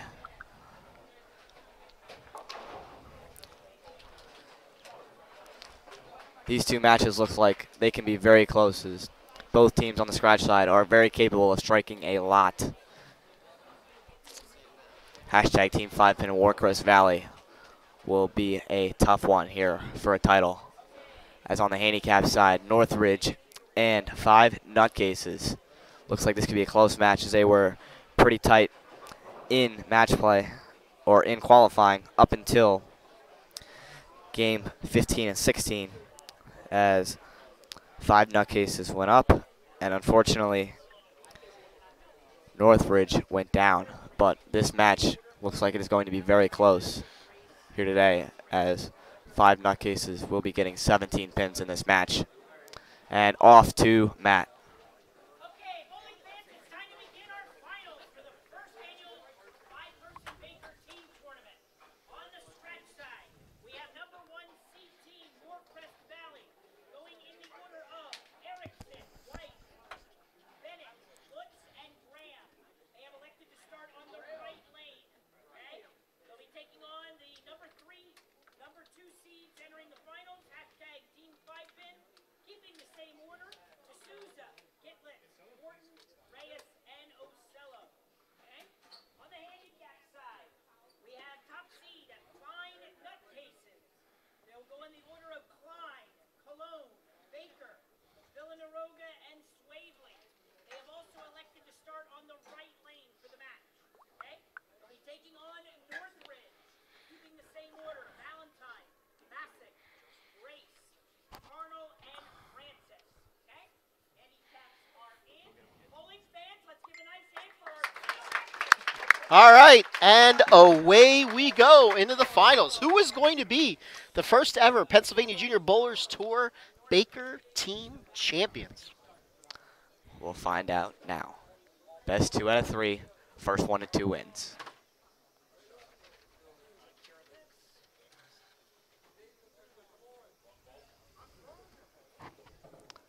As the left lane will start hashtag Team 5-pin and Northridge. Northridge, first one to go in the title match. Slaps the 10 silly for 10 straight back. And the crowd goes nuts. This is what we like. Aiden D'Souza on the scratch side. Rolls a 2-pin. Huge break in the first early on.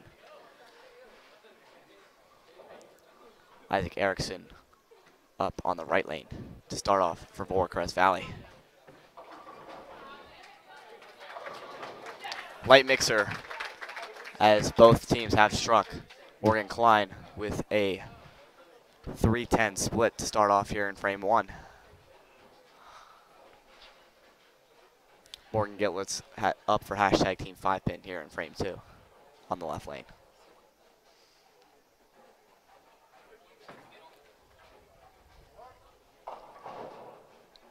Through the nose, 4, 6, 7. Not what she wanted to see here early on in this match. It's Ben White here up for Warcrest Valley here in frame 2. As Morgan Klein gets up and only takes off the 3-pin. But will still be in lead because of handicap. Ben White with a huge strike there to take the lead. Huge momentum right there for Warcrest Valley. That team is loaded with probably, if you were to rank the top in the eastern side of Pennsylvania, the top probably 15 bowlers, high school bowlers in the state of Pennsylvania on the eastern side of the state, you've got 5 of them right there. Except for Ben, because he graduated last year. Yeah. The 4 of them would be there. Yeah, definitely. And it's very possible that in future years to come it could be top 10. Ryan Graham is graduating this year. But I believe Ryan had the second highest average in the state this year at 233 for high school bowling. Very impressive for a whole high school season. Alex Horton trying to get things started here for hashtag Team 5-pin as Morgan Gillis did miss all 3. With 24 in the second, Colby Bennett can get up here in the third to start his team off with a 3-bagger here in game 1. He was beaten only by the person sitting right in front of you at 236.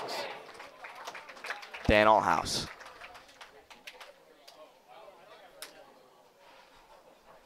As back over the handicap match, Northridge starts off with a big double.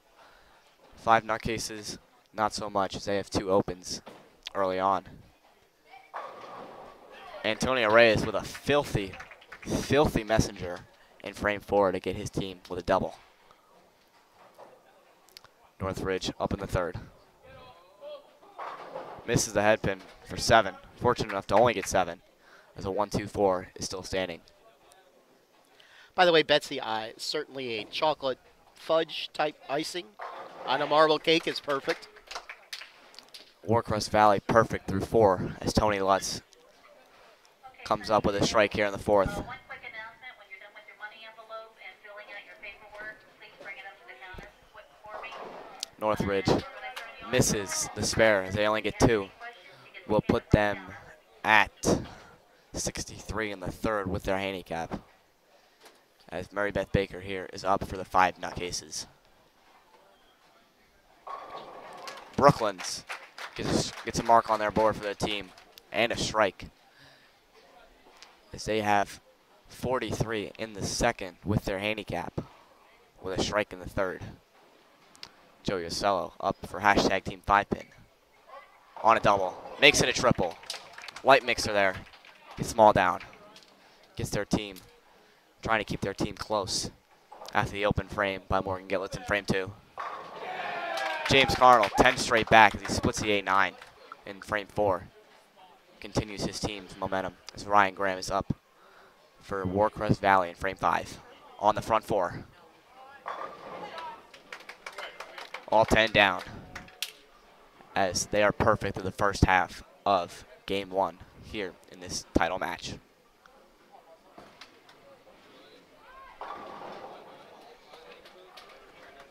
Jacob fortunate only to get 9 here in frame 4. D'Souza back up for hashtag team 5-pin. Light mixer again after he rolled the 2-pin in frame 1. Light mixer for 4 in a row for their team as Jacob and the 5 nutcases fill frame 4.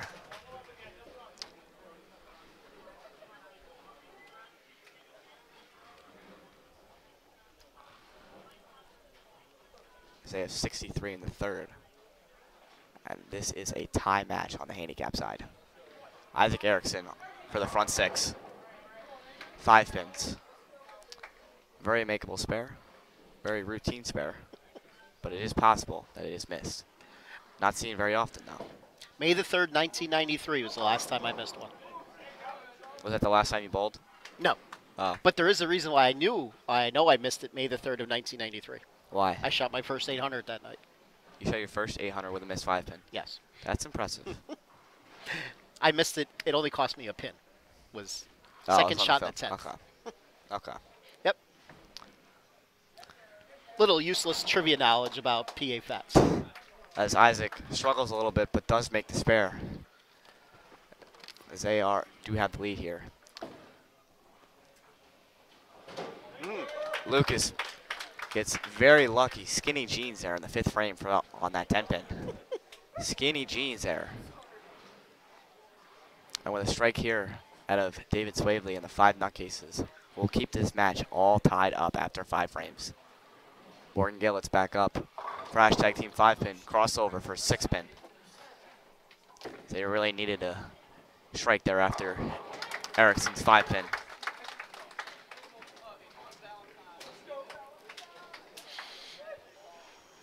Swavely with a big strike there in the 5th. This match is all tied up here halfway through game 1 of this title match. Update on the score on the scratch side. Hashtag team 5-pin has 113 in the 5th. With a strike in the 6th.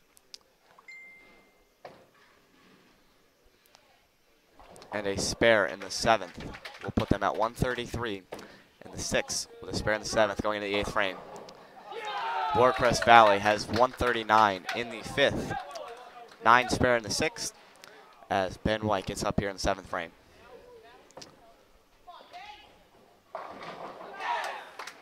Huge break there, trip 4.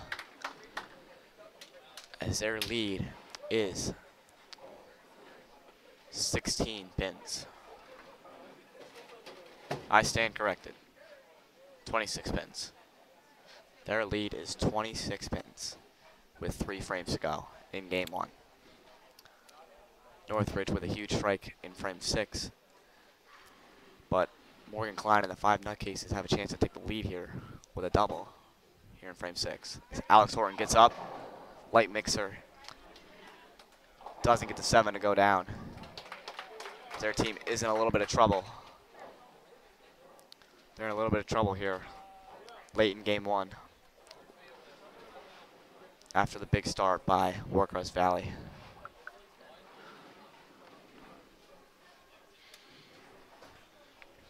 Morgan's got a makeable spare here with a 1-2 to keep this match tied. Alex Horton makes his spare. Morgan Klein makes her spare. Handicap match is still tied up, but a strike here from Northridge can increase their lead, or take the lead, to 10 pins. Colby Bennett up in the 8th. Big shot, all 10 down, and they are one more step closer to taking game 1 here in this best 2 out of 3 title match. Colby, by the way, is your reigning PIAA state champion.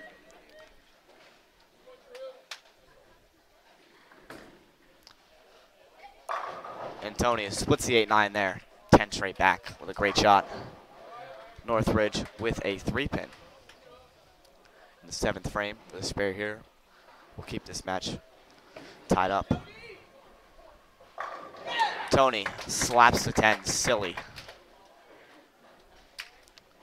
As Warcrest Valley will win game 1.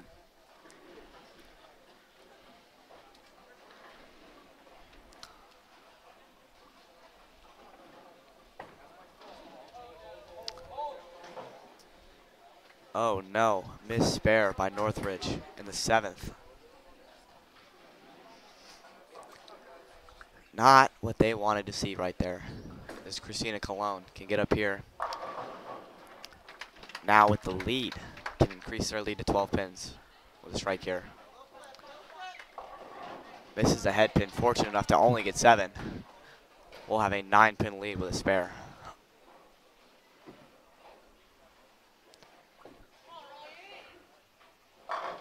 Ryan Graham, first shot in the 10th. So they still have a possible 279 with the next 2 by Ryan.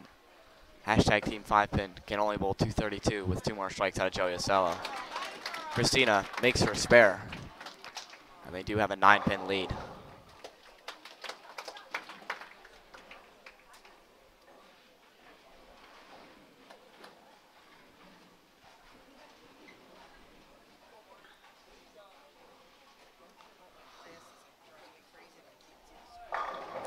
Ryan Graham, ring 10, second shot in the 10th, but it does not matter. As Warcrest Valley has locked up game 1. Northridge slaps out the 10 for a big strike in the 8th. Joey Ocello gets 8 on his fill for 230. I stand corrected, the 10 fell. 231 for hashtag Team 5-pin, and it will not be enough, as they will lose by 36. That's some good Baker bowling. That was a fun match to watch, but Warcrest Valley may be up 1-0, but hashtag Team 5-pin isn't going anywhere. Yep. As they still have or a possible 2 games left. 267, 231. Great bowling. James Carnell can take the lead here with a strike, and he does. Huge strike in the 9th. That is a lead change, as James will go up 1 pin.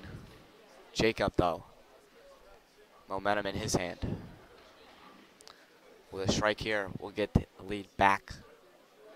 And 5 nutcases will be up 9 pins going into 10th frame, with both teams on a double.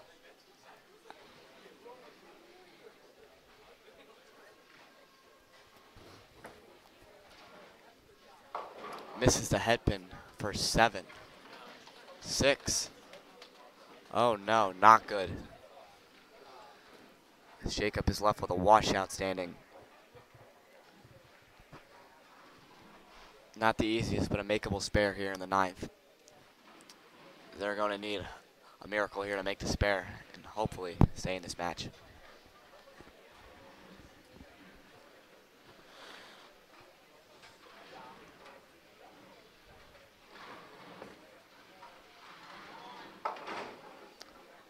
Only gets 1.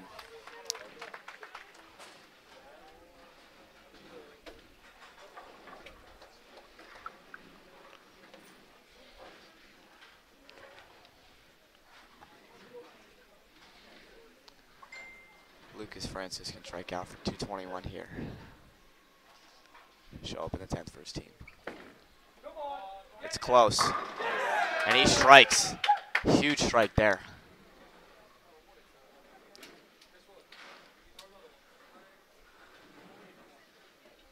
Just needs about 6 pins, I believe. 5 pins. Shut them out. I believe 4 spare will win the match.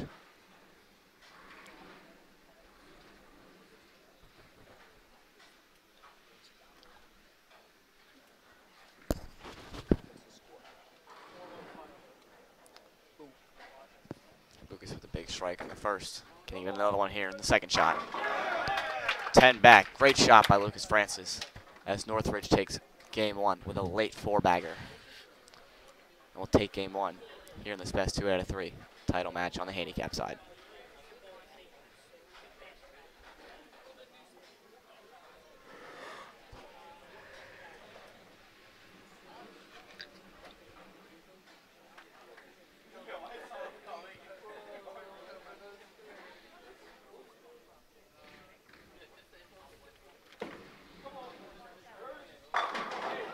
Lucas Francis crosses over, and his team will bowl 221.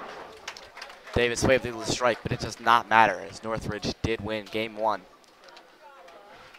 213 scratch, 221 with their 8 pins of handicap. As Northridge ended with a back 5 to win the match.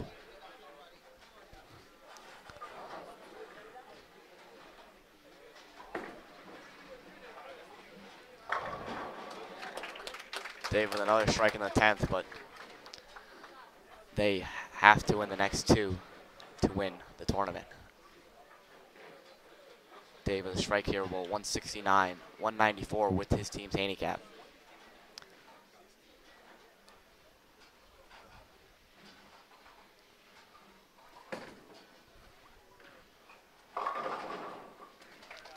.192 to 221. Northridge defeats 5 knuckleheads by 19 pins in game 1 as Northridge will take the lead 1-0. And on the scratch side, Warcrest Valley 267 over hashtag Team 5 pins 231. So Warcrest Valley will be up 1-0 going into game 2 here in the title match of the first annual Baker Team Tournament.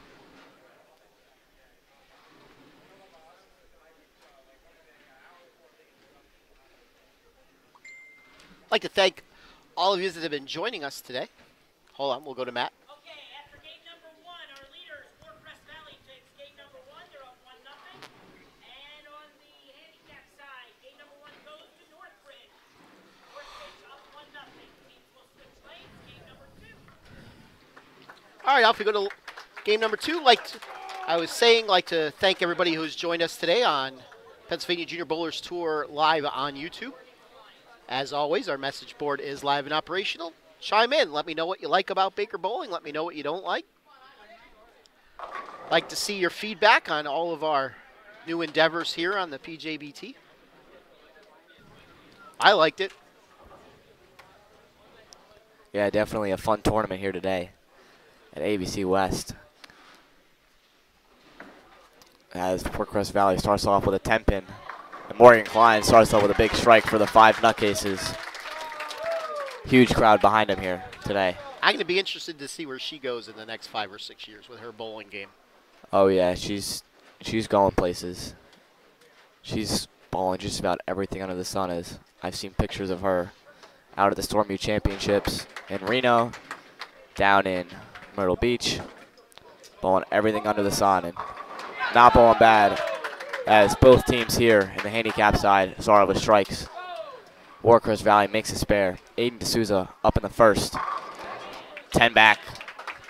Hashtag Team 5 pin with a strike to start off game 2.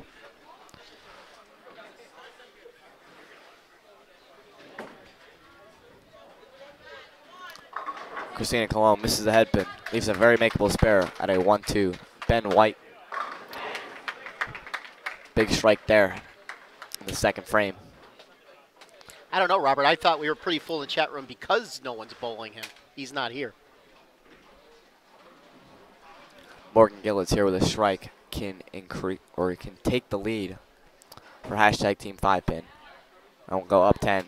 Christina makes her spare in the second. Morgan Gillis with a big shot here though.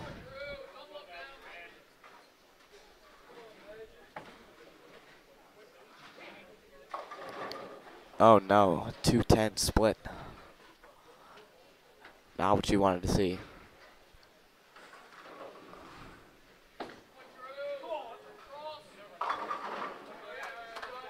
Northridge with a 6-9-10 in the second. Morgan Gillis is going to shoot this straight and hopefully try to slide the 2 right into the 10. Get the ball to the left side. Hopefully keep this match at even. It's got a chance. She knocks it. Does not fall over. Very unlucky break there. 26 or 28, excuse me, in the second for hashtag Team 5 pin. As Colby Bennett can take a big lead. Huge double there. in the second and third frame for Warcrest Valley. Mary Beth Baker nosedives in frame 3. Northridge missed the spare. They have 32 in the second. The 5 nutcases have 65 in the second. Alex Horton high for a 3.610 in the third frame.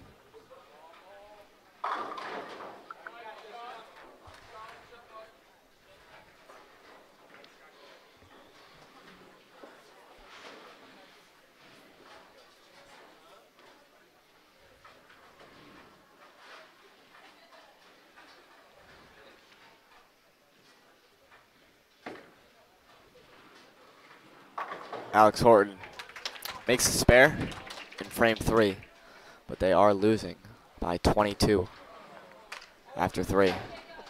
Northridge with another open frame will give them 41 in the third.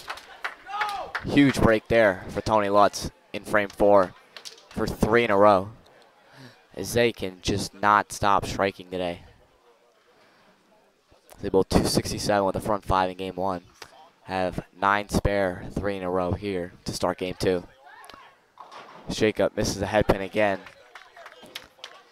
I believe there is 4 standing. No, I stand correct. There's 5. The 1, 2, 5, 8, 9. 5 nutcases do have a huge lead though here after 3 frames.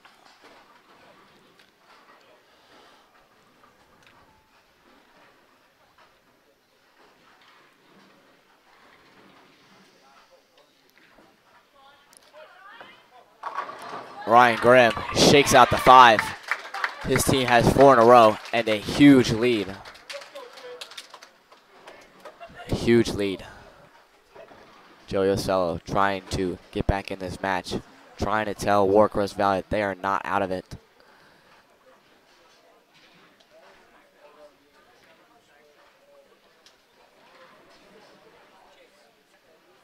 Five nutcases makes the 5 count spare.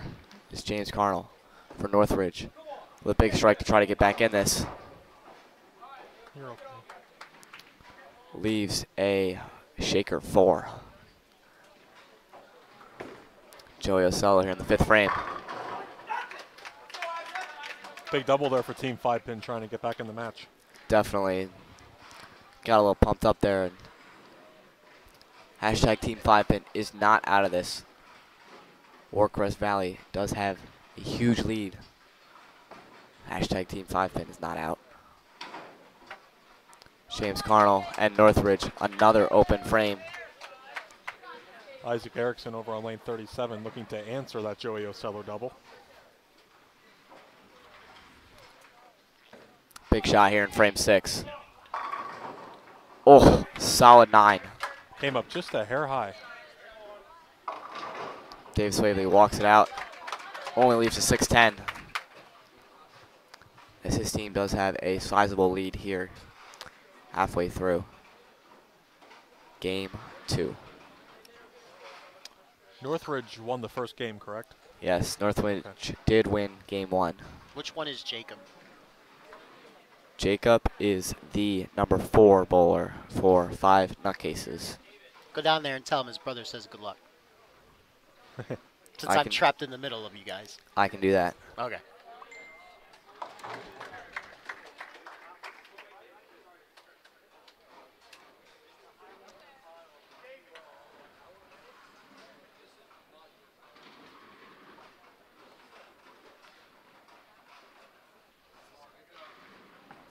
Aiden D'Souza now up on lane 38. Comes up just a hair high, leaves the 4 pin. Good shot there for Aiden, just missed it in a little bit.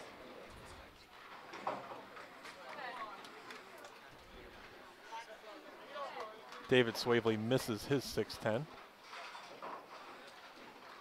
But the 5 nutcases do maintain a 61 pin lead. Lucas Francis up now on lane 40. Looking to put Northridge back on with a mark. Aiden makes his spare. Thank you, Kim. This tournament will certainly be a regular on our schedule for years to come now. Definitely turned out better than we expected. Ben White with a big shot here. The 7th. Back-to-back 9 pins for Warcrest Valley as D'Souza goes 9 spare in the 6th. They have 97 in the 5th. Morgan Klein now up on lane 39, comes up a hair high. She leaves the 6-7-10. Yeah, bad break there. Leaving the 6-7-10. Definitely an opportunity here for Northridge to get back in the game. Definitely, with a big strike here in the 6th frame. And get a double on the board and get back in this match. 5 nutcases, 111 in the 5th with Morgan's 7 count in the 6th. Northridge has 50 in the 4th with a strike in the 5th. Hashtag Team 5-pin and Morgan Gillis needs to get back up. Get back in the swing of things with a strike. That goes high for a 3-pin. Thank you again, Kim. Morgan gets the 2. Is that his back-to-back open frames for 5 nutcases? This Northridge can get back in this match with a big double here in frame 5 and 6.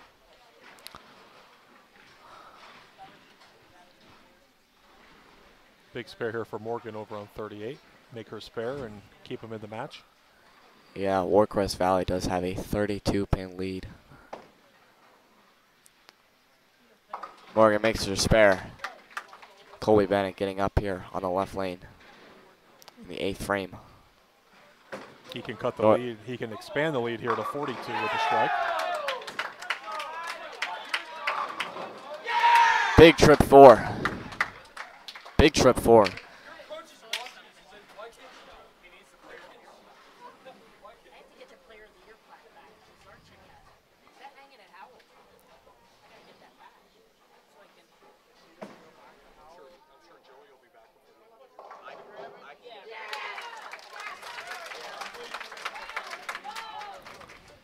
Alex Horton trying to keep his team in this.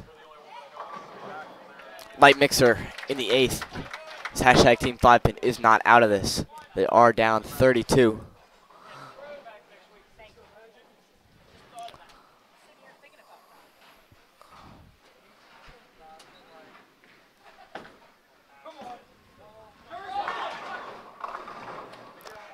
Tony Lutz light for a 2-5-8 in the 9th. Antonio Reyes and hashtag Team 5-pin can still bowl a 2-26. With a spare here by Warcrest Valley, they can strike out for 2-38. Antonio needs it. Greek Church. He was off balance at the line. Greek Church, and that will seal the deal in the scratch match. As Warcrest Valley will win the first ever PJBT Baker Team Tournament.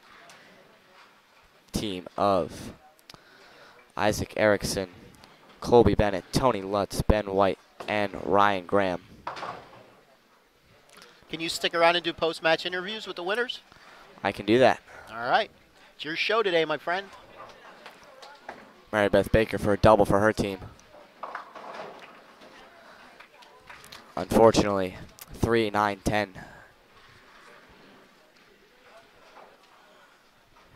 Actually, I will have to check with Larry, who is my ride home today. Yes, I can understand. If the handicap match goes to a third game, you probably won't be here by the end of it. Yeah, it's been a long day, to say the least. We've been up since 6:30.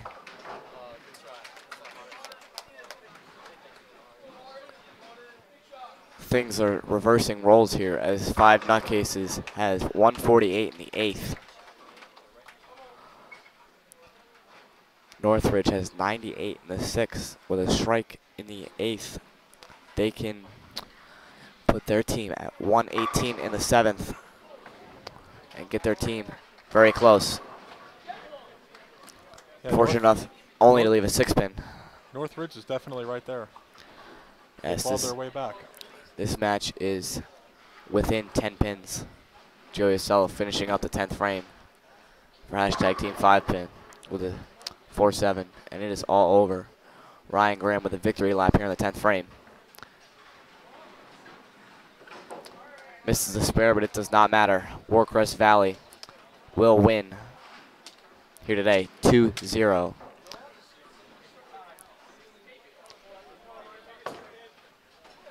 $227 to $178. Northridge fortunate to make the spare. This match is still within 10 pins. We'll turn our attention now over to the handicap match, and very possible we may go to a third match, but there are still 2 big frames here left. Nothing is certainly over. We're far from that. Jacob goes high, fortunate enough only to leave the 10. This is going to be the part of the game here where spares are going to be big. Oh yes, definitely. Northridge had some open frames in frames 2, 3, and 4, but came back with a double, 9 spare and 9 spare. 5 nutcases had 4 clean frames to start, an open in the 5th, an open in the 6th, and an open in the 8th. And an open in the 9th.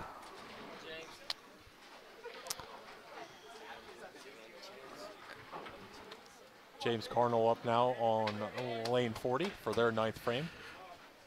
Looking to essentially walk up here and shut the door.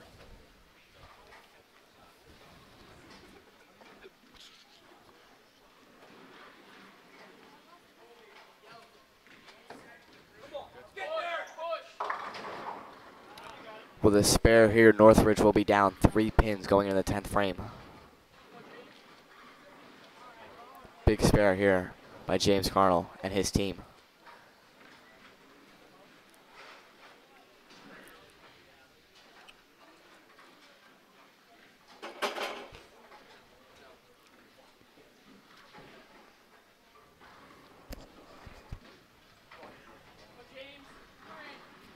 And that is a big spare in the 9th.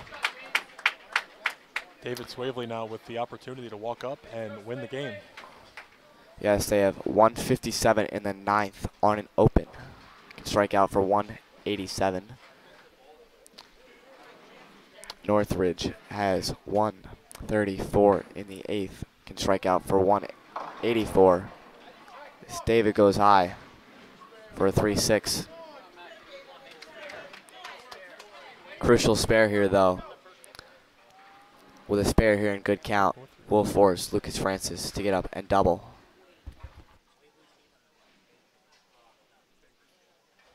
No.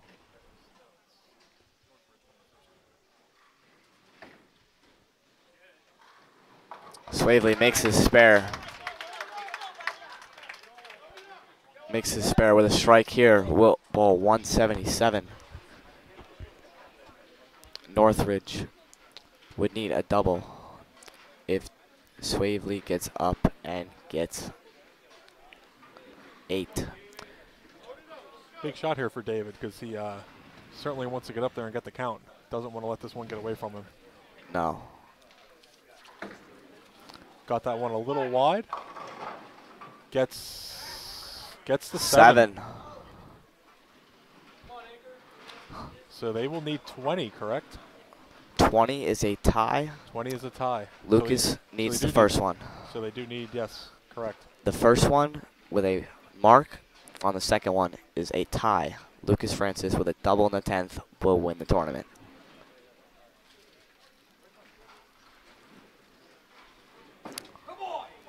It's close. Lucas Francis leads to 10. And we will be going to game 3.